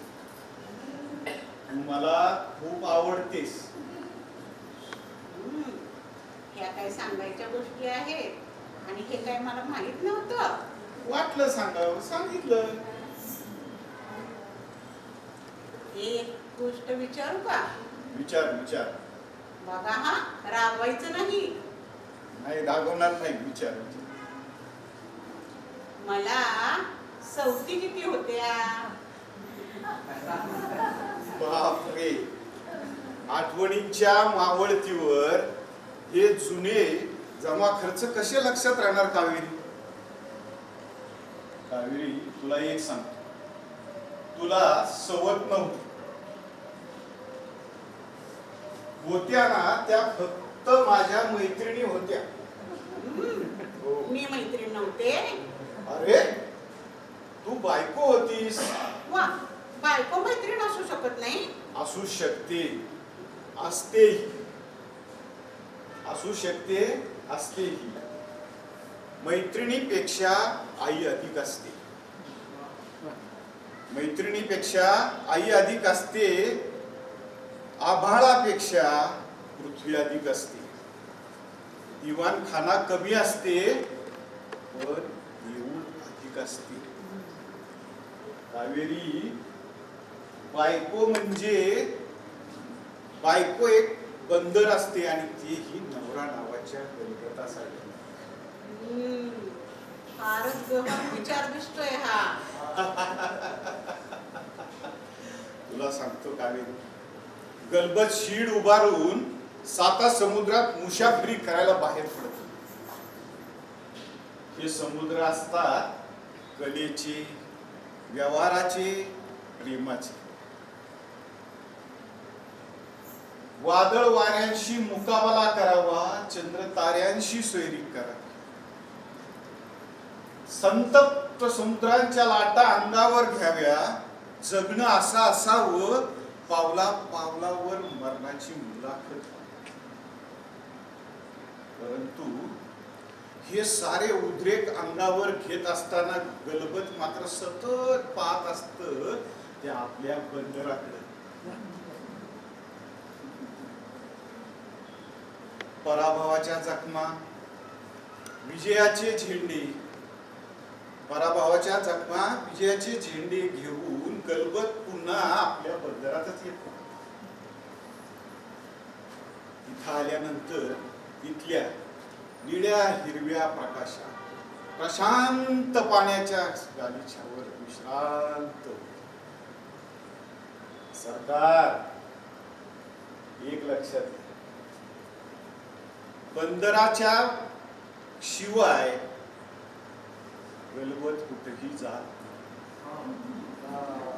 सरकार, विजयाचा उत्सव असू देत तो बंदरातच, आणि पराभवाच्या जखमांचं सांत्वन सुद्धा हे बंदरातच होत. अशी ही बंदराची म्हणजे बायकोची म्हणजे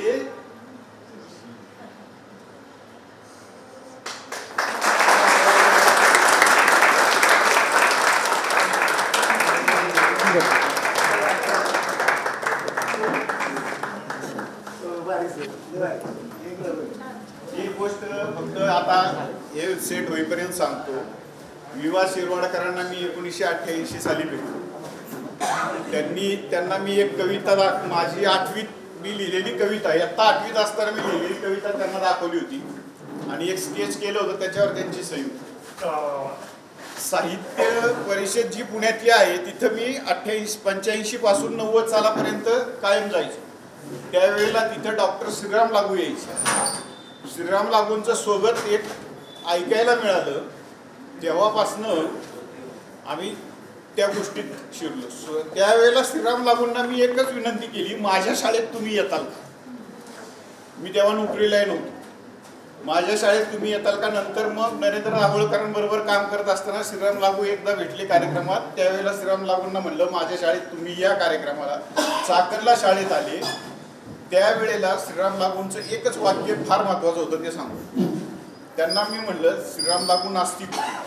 त्यांना म्हणलं सर तुम्ही फोटोची पूजा अर्चा करणार का? म्हणे सुनील तुला एक सांगतो, म्हणे विद्यार्थी तुझे जसे दैवत आहेत ना तसे सगळे समोर असलेले प्रेक्षक माझे दैवत आहेत. त्या दैवताला खुश करण्यासाठी मी ह्या दैवताची पूजा करते. म्हणजे अशी ही माणसं होती.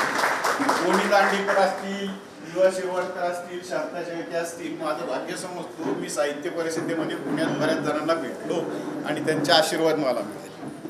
क्या बात.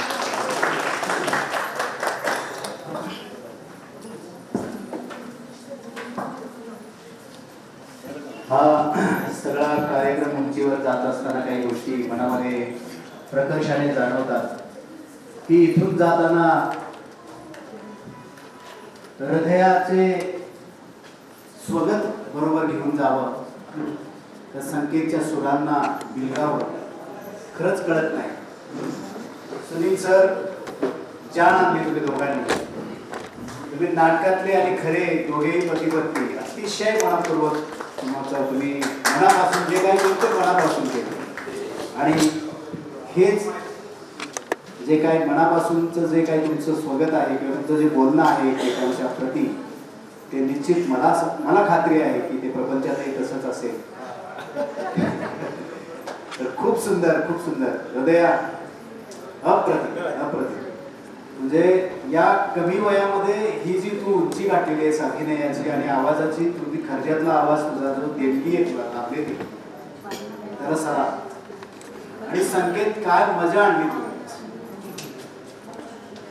म्हणजे आम्हाला गाण्यातला व्याकरण कळत नाही पण आम्ही कानसेन आहोत, उत्तम कानसेन आहोत आणि खरोखर अतिशय लज्जत आणली.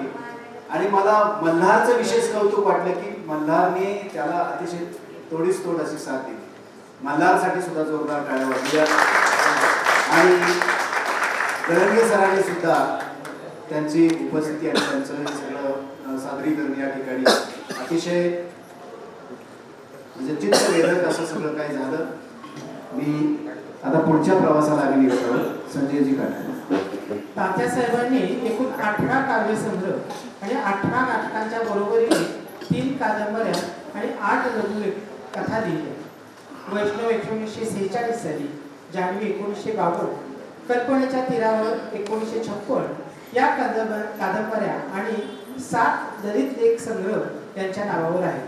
त्यात मराठीची नगरी 1995 हा विशेष ललित लेख संग्रह आहे. कुसुमाग्रजांच्या साहित्याची ठळक वैशिष्ट्ये आपल्याला जाणवतात ती अशी: समाजातील सर्व थरातील वास्तवाला भेटण्यासाठी आधुनिकतेबरोबरच पौराणिक ऐतिहासिक पात्रातील मानवी वृत्तींचा शोध त्यांनी उत्कटतेने घेतलेला आहे. व्यक्तिपूरक भावनाशीलता आणि सामाजिक संवेदना त्यांच्या कवितेचा आस आहे. कुसुमाग्रजांच्या काव्यात नाट्यात्मकता आणि शिरवाडकरांच्या नाट्यात काव्यात्मकता आहे. बघा, परत एकदा वाक्य वाचतो. कुसुमाग्रजांच्या काव्यात नाट्यात्मकता आणि शिरवाडकरांच्या नाट्यात काव्यात्मकता आहे. साहित्य संस्कृती वाहक असते. साहित्य संस्कृतीचे आविष्कारक रूप आहे. कुसुमाग्रजांचे साहित्य हे भारतीय संस्कृतीचे प्रत्यक्षदर्शी रूप आहे. तात्यासाहेबांना अनेक मोठमोठ्या पुरस्कारांनी गौरवण्यात आले. 1964 मध्ये गोव्यात मडगाव येथे भरलेल्या 45व्या अखिल भारतीय मराठी साहित्य संमेलनाचे अध्यक्षपद तात्यांनी भूषवले. 1970 मध्ये कोल्हापूरच्या मराठी नाट्य संमेलनाचे अध्यक्षपद. 1986 साली पुणे विद्यापीठाने डिलीट पदवी त्यांना बहाल केली. 1988 साली भारतातील साहित्य क्षेत्रातील सर्वात मानाचा ज्ञानपीठ पुरस्कार कुसुमाग्रजांना मिळाला. 1989 मध्ये मुंबईत भरलेल्या पहिल्या जागतिक मराठी परिषदेचे अध्यक्ष कुसुमाग्रज होते. 1991 मध्ये आपल्या केंद्र सरकारने पद्मभूषण देऊन त्यांना सन्मानित केले. 1992 मध्ये त्यांच्या सन्मानार्थ international star society of America या संस्थेने अवकाशातील एका ताऱ्याला कुसुमाग्रज हे नाव दिले. कुसुमाग्रज साऱ्या महाराष्ट्रात एक महान साहित्यिक म्हणून परिचित असले तरी तळागाळापर्यंत त्यांची एक निष्ठावान पुरुष म्हणून अधिक चांगली ओळख होती. निष्ठावान समाज पुरुष म्हणून ज्या ठिकाणी चांगलं काम चाललं आहे त्या ठिकाणी यथाशक्ती मदत करण्यासाठी कुसुमाग्रजांनी कधीच मागं पुढे पाहिलं नाही. अगदी वृत्तपत्रात सुरुवातीला काम करत असताना तुटपुंज्या पगारातूनही त्या काळात त्यांनी आपलं हे कर्तव्य कसोशीनं पाळलं. मोठ्या शहरांतून येणारी निमंत्रणे ते शक्यतो नाकारत असत. परंतु एखाद्या खेड्यातील किंवा छोट्या गावातील गुणवत्ता यादीत आलेल्या विद्यार्थ्याचा सत्कार त्यांच्या हातानं करायला बोलवलं तर ते स्वतःच्या खर्चानं जाते. कुसुमाग्रजांच्या स्वभावाचं हे एक विलक्षण वैशिष्ट्य. दरवर्षी शासनातर्फे मंत्र्यांच्या उपदेशातून होणारा शिक्षक गौरव समारंभ तात्यांच्या विचारामुळे अधिक लोकाभिमुख झाला. समाजाचा विकास सत्तेने होत नाही, यंत्राने होत नाही, तो आदर्श शिक्षकामुळे होत असतो. त्याचे महत्त्व असाधारण आहे. हे जाणवल्याशिवाय आपली यांत्रिक आणि तांत्रिक प्रगती होत आहे. आज समाजात दुर्गुणांची श्रीमंती वाढते आहे. समाज आणि संस्कृतीला वैभव प्राप्त करून देणारे गुण मोडीत निघालेले आहेत. अशा वेळी ध्येयाची जपणूक करणे, निष्ठेने एखाद्या कार्याला वाहून घेणे दुर्मिळ व कठीण होत चाललेले आहे. अशा काळात आपला दिवा वादळात देखील जपून ठेवून समाजाला सुशिक्षित व सुसंस्कृत करणारा शिक्षक हाच खरा आधार वाटतो, दिलासा वाटतो. चांगल्या शिक्षकाचा सन्मान हा संस्कृतीचा व ज्ञानाचा सन्मान आहे. म्हणून नागरिकांनी शिक्षकांच्या प्रकाशदायी कार्याची जपणूक केली पाहिजे. ज्ञानपीठ मिळाल्यानंतर इतर अनेक साहित्यिकांना गौरवण्यासाठी त्यांच्या पुढाकारातून जनस्थान पुरस्काराची सुरुवात नाशिकमध्ये झाली. साहित्याबाहेरील इतर अनेक प्रांतांतील महनीयांना गौरवण्यासाठी गोदावरी पुरस्काराची सुरुवातही तात्यांनी केली. नाशिक म्हणजे कुसुमाग्रज आणि कुसुमाग्रज म्हणजे नाशिक असं समीकरण दृढ झालं होतं. कुसुमाग्रजांचा जन्मदिवस मराठी भाषा गौरव दिन म्हणून साजरा केला जातो. तो केवळ त्यांनी केलेल्या भरीव साहित्यिक योगदानासाठी नाही, तर त्यांनी मराठी भाषेच्या विकासासाठी, प्रसार आणि प्रचारासाठी केलेल्या अविरत प्रयत्नांसाठी. मराठीच्या प्रत्येक व्यासपीठावर कुसुमाग्रजांनी आपल्या भाषणांतून, मुलाखतीतून, सभा संमेलनातून मराठी भाषेच्या सामर्थ्याचा, सौंदर्याचा मोठ्या अभिमानाने पुरस्कार केला. मराठीचं भवितव्य सुरक्षित करायचं असेल तर आजही कुसुमाग्रजांचे विचार मार्गदर्शक आहेत. मराठी समोरच्या आव्हानांसाठी त्यांनी आपल्याला वेळोवेळी मार्गदर्शन केले. 12 ऑगस्ट 1989 रोजी मुंबईत भरलेल्या जागतिक मराठी परिषदेच्या व्यासपीठावरून अध्यक्षीय भाषणात कुसुमाग्रज संबोधतात. मित्रहो, मुलाच्या मृत्यूची वार्ता कळल्यावरही केसरीचा अग्रलेख लिहित बसणाऱ्या टिळकांचा आणि दुपारी मुलीचे निधन झालेले असताना रात्रीचा नाट्यप्रयोग झालाच पाहिजे असा आग्रह धरणाऱ्या बालगंधर्वांचा हा महाराष्ट्र आहे. आपण परप्रांतात, परदेशात राहतात. तेथील भाषांचा स्वीकार करणं, त्यात पारंगत होणं हे आपलं कर्तव्य आहे. पण हे बजावत असताना आपण आपल्या मायभाषेवरील प्रेम देवाघरातील समयीसारखं जागृत ठेवलं आहे. हे त्या गोष्टीचा की खुद्द महाराष्ट्र मात्र या समया मंदावत विझत चालले आहे. आम्ही त्या मालवत आहोत आणि जुन्या बाजारात समयांची किंमत किती याचा शोध घेत आहोत. स्वातंत्र्याच्या 40 आणि राज्यस्थापनेच्या 25 वर्षानंतरही मराठीला आपल्या हक्काचं सिंहासन अद्याप मिळालेलं नाही. आणि हे मिळत नाही त्याचं कारण ते रिकामं नाही. या मातीशी कोणतेही नातं नसलेल्या एका परकीय भाषेने, इंग्रजीने ते बळकावलेलं आहे. इंग्रज गेले पण इंग्रजी राहिली. सर्व वरिष्ठ व्यवहारात आणि समाजाचे नेतृत्व करणाऱ्या वरिष्ठांच्या मनातही देहाला बांधणाऱ्या दृश्य साखळदंडापेक्षा मनाला बांधणारे अदृश्य साखळदंड फार अधिक भक्कम असतात. प्रथमतः एक खुलासा करायला हवा. मी इंग्रजी भाषेचा द्वेष करीत नाही, उलट त्या भाषेवर माझे मनापासून प्रेम आहे. आपण सारेजण इंग्रजीचं ऋण कधी विसरू शकत नाही. केवळ जागतिक साहित्याचेच नव्हे तर जगातील ज्ञान विज्ञानाचे दरवाजे इंग्रजीने आपल्यासाठी खुले केले. भूतकाळात उठलेल्या या समाजाला आधुनिकतेपर्यंत इंग्रजीने पोचवलं. नव्या मनुची नवी मूल्य तिनेच येथे पेरली आहे. शुद्धतेच्या कर्मकांडात उठलेल्या आणि त्यामुळेच प्रगतीला पराडमुख झालेल्या भाषा मूर्तसद्रात कशा जमा होतात हे इतिहासाने दाखवलेलं भाग मराठीने आपल्या 15व्या शतकाच्या प्रवासात राखलेला आहे. आणि म्हणूनच नव्या युगाची आव्हान पेलण्याचं सामर्थ्य तिच्या ठिकाणी आलं आहे. भाषा समर्थ आहे, पण तिची सामर्थ्याविषयी शासक असलेले आम्ही तिची अपत्ये मात्र दुबळी आहोत. तेव्हा आमचं वय कोणत्याही भाषेशी नाही आणि मावशीच्या मायेने आमचं पालन करणाऱ्या इंग्रजीशी तर नाहीच नाही. मावशीबाईने आता आईच्या घराचा कब्जा पुन्हा आईकडे द्यावा एवढीच आमचं मागणं आहे. म्हणूनच आपल्यासमोर प्रश्न आहे तो इंग्रजीच्या बहिष्काराचा नाही तर मराठीच्या रक्षणाचा आणि संवर्धनाचा. मुंबई म्हणजे महाराष्ट्राच्या राजधानीतील मराठीचं स्थान कोणता हा मुंबई म्हणजे महाराष्ट्राच्या राजधानीत मराठीला स्थान कोणतं हा प्रश्न अस्वस्थ करणारा आहे. मुंबई सर्वाश्रयी शहर आहे. विविध प्रांतातील लोक येथे येतात, राहतात. आम्हाला अभिमान, आनंद वाटतो. पण मुंबईतील मजेदार इमारती, त्या बांधणारे व त्यात राहणारे कोणीही असो, या मराठी मातीच्या उभारलेल्या आहेत, या मराठी मातीवर उभारलेल्या आहेत. मुंबई ही महाराष्ट्रातील मराठी भाषांची जीवनधात्री आहे. या माऊलीच्या वात्सल्य सावलीत कोणी यावं, राहावं, निर्वाह साधना करावी अवश्य. हे विश्वची माझे घर हा संतांचा संदेश या मातीत रुजलेला आहे. पण 8 कोटीच्या या आईला धनसत्तेच्या बळावर आपली बटी करण्याचा प्रयत्न कोणी करू नये. मंत्रालयात जाऊन मंत्र्यांशी, मुख्यमंत्र्यांशी आपण मराठीत बोलू शकतो, पण कोणत्याही हॉटेलात वेटरशी व दुकानातील विक्रेत्यांशी आपल्याला हिंदी व इंग्रजीत बोलावं लागतं. ही परिस्थिती शोचनीय आहे. कलकत्ता, मद्रास ही शहरही सर्वाश्रयी आहेत, पण तेथील बहुतेक व्यवहार बंगाली, तमिळ भाषेतच चालतात. मुंबईमध्ये वावरताना मात्र हे शहर महाराष्ट्रात आहे की उत्तर प्रदेशात का इंग्लंडमध्ये आहे असा संभ्रम निर्माण होतो.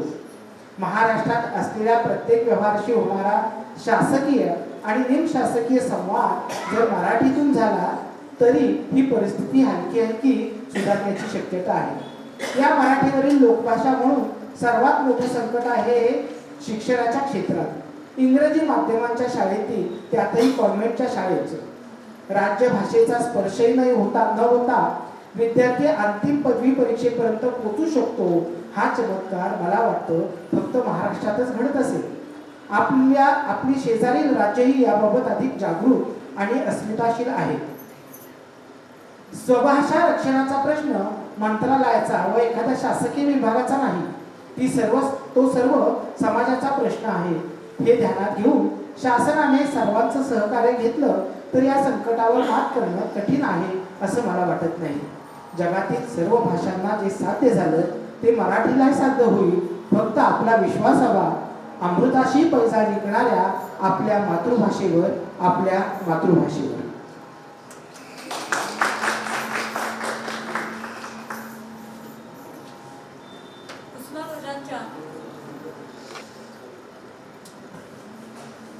कुसुमाग्रजांच्या जीवननिष्ठेचं प्रतिबिंब त्यांनी लिहिलेल्या ययाती आणि देवयानी या नाटकातील या प्रार्थनेत पडले आहे. आता आपल्या समोर येत आहे सुवर्णा होले नाळ. सर्वात्मका सर्वेश्वरा गंगाधरा शिवसुंदरा.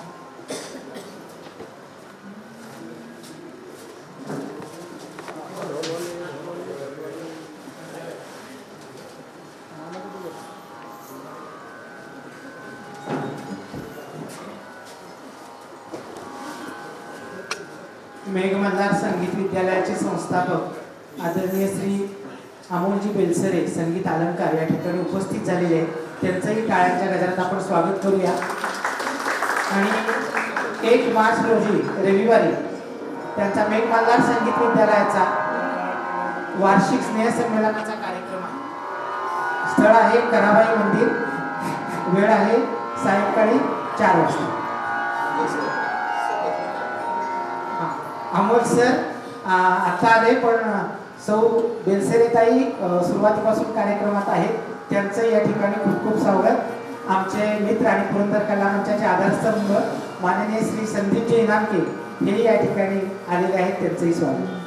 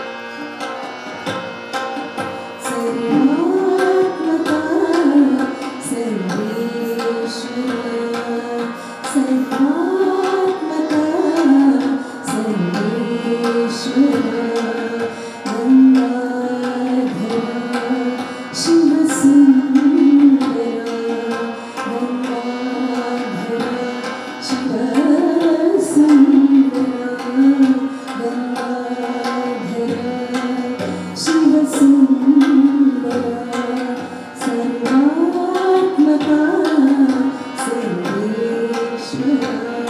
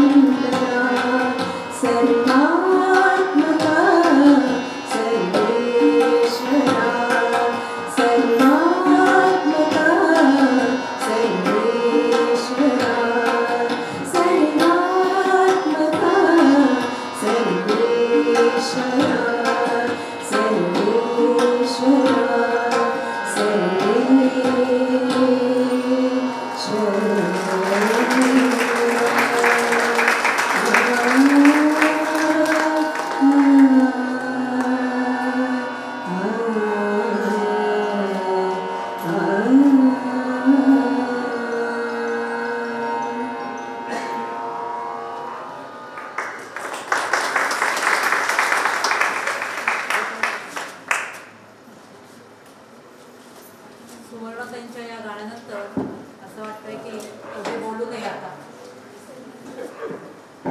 इतक्या सुंदर भावतरंगामध्ये त्यांनी नेऊन ठेवलं आपल्याला. परंतु वेळ ही अशी गोष्ट आहे की त्या वेळेनुसार आपल्याला चालायला लागतं. आत्ता पुढे कार्यक्रम सुरू झाला असं वाटतं आपल्याला आणि कार्यक्रम उंचीवर जात जात जात शेवटी कार्यक्रम संपायची वेळ येते की असं वाटतं की आता हा कार्यक्रम पुढे चालू राहिला पाहिजे, परंतु कार्यक्रम संपायची वेळ आलेली असते.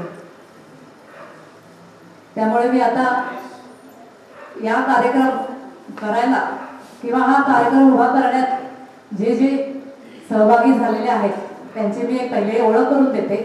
नंतर एक छोटंसं काव्यवाचन होईल आणि नंतर आपला कार्यक्रम सांगत आहे कार्यक्रमाची. ह्या सुंदर कार्यक्रमाची संकल्पना आणि मार्गदर्शन डॉक्टर सुभाष तळेकर यांचं होतं. तर त्यांना आपण टाळ्या वाजवून दाद दिली पाहिजे. आमचे स्वतः इथे उपस्थित नाहीयेत, आमच्या तळेकर मॅडम पण इथे उपस्थित नाहीयेत. डॉक्टर कोळेकर यांनी हा कार्यक्रम करायला त्यांचं विशेष सहाय्य लाभलेलं आहे. संहिता अर्थात आपले मोहनदादा बागडे,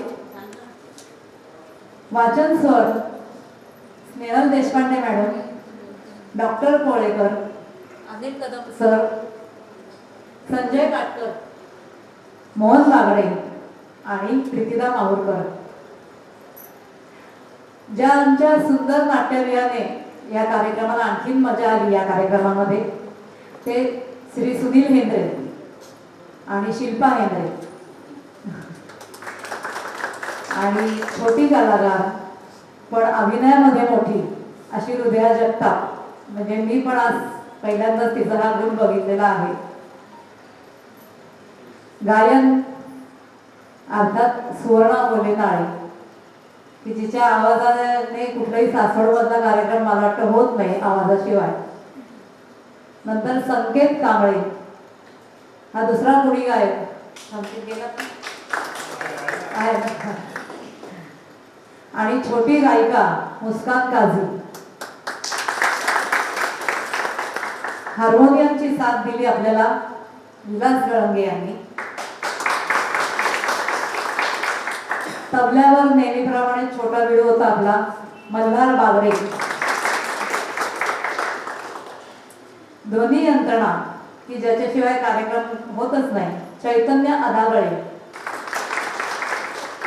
कला श्री अमोल बागडे. मंच व्यवस्था निलेश शिंदे.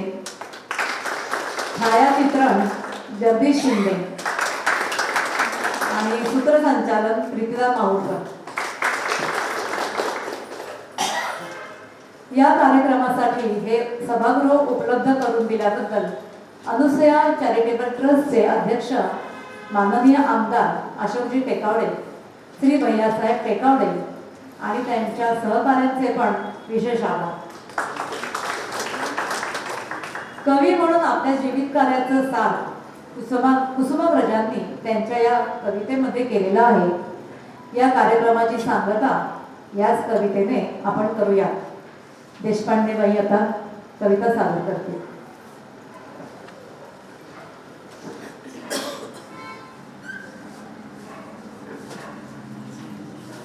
माझे जगणे होते काय. जाता जाता गावीन मी, गाता गाता जाईन मी. जाता जाता गाईन मी, गाता गाता जाईन मी. गेल्यावरही या गगनातील गीतांमधून राहीन मी. माझे जगणे होते गाणे. माझे जगणे होते गाणे, कधी मनाचे कधी जनाचे. कधी घनाशय कधी निराशय, केवळ नाद तराने माझे जगणे होते गाणे. आलापींची संथ सुरावळ, आलापींची संथ सुरावळ, वा रागांचा संकर गोंधळ, कधी आर्तता काळ जातली, केव्हा फक्त बहाणे माझे जगणे होते गाणे. राईमधले राजस पूजन, राईमधले राजस पूजन, कधी स्मशानामधले क्रंदन, अजाणतेचे अरण्य केव्हा, केव्हा शब्द शहाणे माझे जगणे होते गाणे. जमले अथवा जमले नाही, जमले अथवा जमले नाही, खेद खंतना उरले काही.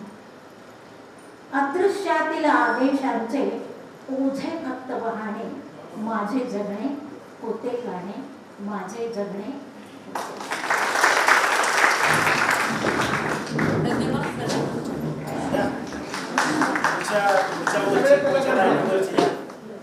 खरं तर तुमचा रियाज झाला कधी, संगीत पार्टी रंगीत तालीम झाली कधी, काहीच माहिती नाही. पण जे काय सादरीकरण झालं ते अप्रतिम झालं, एकदम उत्कृष्ट, आनंददायी. संदीप पाहिजे होता, कुठे गेला संदीप? ये ना पुढं, अरे ये पुढे ये. क्या बात आहे. संदीप उशिरा आला, पण संदीप सांगेल. उशिरा येऊन पण नंतर बघितलेला कार्यक्रम कसा वाटतो? रांगोळीची सेवा झाली छान. आज सुंदर कार्यक्रम झाला. नाशिकमध्ये ज्या पद्धतीने आज सुरू झालं. कुणी काढली रांगोळी? या दोघी पण या दोघी. या ते सगळे आकर्षण त्यांनी केले. ज्या रांगोळीत होत्या ते या. आज नाशिकमध्ये जसं गणेशोत्सव साजरा होतोय त्या पद्धतीने आज आचार्य यात्रेच्या भूमीमध्ये पुरंदर कला मंच आणि त्यांची सर्व टीम सुंदर कार्यक्रम केलेला आहे. म्हणजे आपण सर्वांनी चांगलं त्याला योगदान केले, त्याबद्दल सगळ्यांचे आभार. आणि असाच कार्यक्रम दरवर्षी व्हावा ही मी सगळ्यांच्या शुभेच्छा देतो. संकेत, किती वेळ मिळाला रियाज करायला? तसं कधी वेळ मिळाला पण नेहमी ते मला संधी देत असतात. नेक्स्ट टाइम अजून चांगलं करायचा मी प्रयत्न करेन. त्याची एखादी स्वतंत्र मैफिलीची आपल्याला प्रतीक्षा आहे. इतका छान सुंदर मधुर आवाज आहे आपल्या तालुक्यातला. ह्याला आपण व्यवस्थित सगळं अगदी चांगली संधी. मी आवर्जून सांगेन की कला प्रबंधी जो आपला कार्यक्रम चाललाय ना, त्याचं जे म्युझिक आहे ते संकेतने केलेलं आहे. अरे वा. मग मला काय छान काय वेगळं काय होतं? तेच आपलं. सर मला पण एक सांगायचं आहे. बोला की आजची जी आपली संगीत सभेची जी पूर्व सूचना मला काल परवा मिळालेली आहे. पण संगीताची महफिल सुरू करण्याची जी अगोदरची हे असते तालीम, ती मला 1 मिनिटही मिळालं नाही. मी डायरेक्टच आज गायला मदत केली. माझ्या मनातलीच खंत होती ती तुम्ही व्यक्त केली. बर, मुस्कानला काय म्हणायचे? काय अजून एखादी कविता मिळाली? कविता 2 तयार होत्या तिच्या.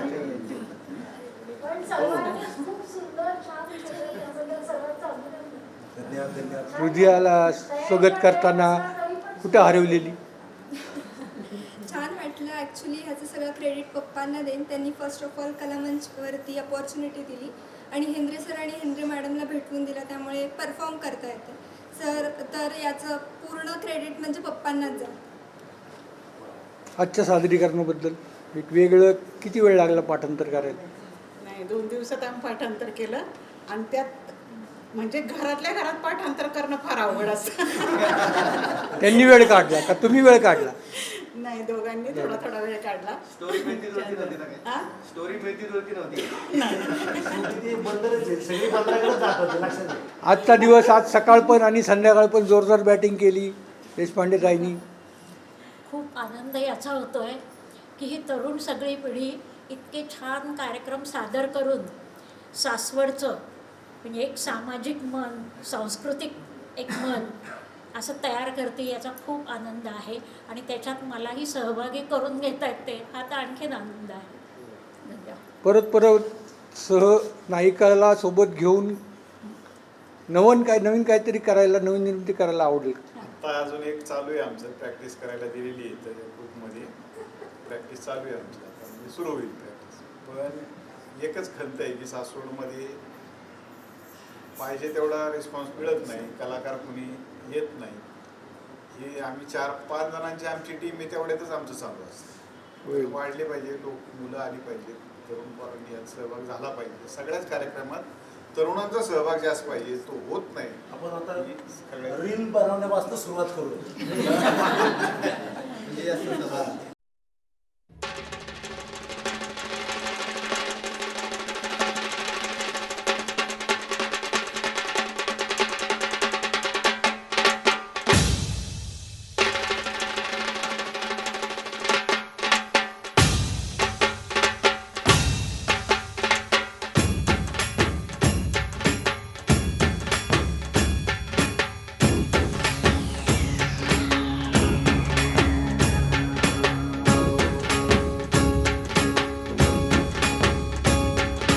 बीज जसे अंकुरते मनी कल्पना येते, व्याकुळ होते तिळतिळ तुटते, खोल कुठे गलबलते.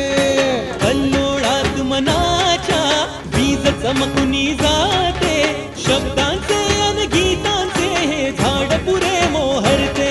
हा गौरव संगीताचा, हा गौरव कवी मनाचा, हे हृदय पुष्प रसिकांच्या चरणी अर्पण करणाऱ्यांचा.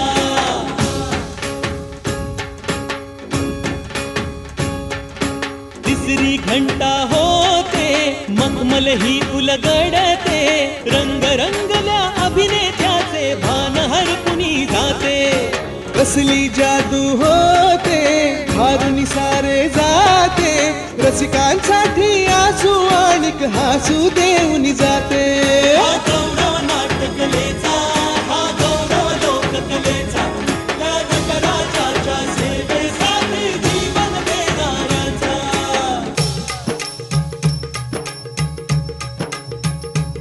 माझं नमन माय मराठीला, माझे नमन माय मराठीला, आपल्या बोलीला आणि तो तिला जीव तिचा. असे ही रत्न हिऱ्यांची खाण, कलेची असे हिला बहुजाण, असे हिला दोन्ही जनांची वाण. करूया चला हिचा बहुमान जी जी जी, करूया चला हिचा बहुमान जी जी जी जी जी.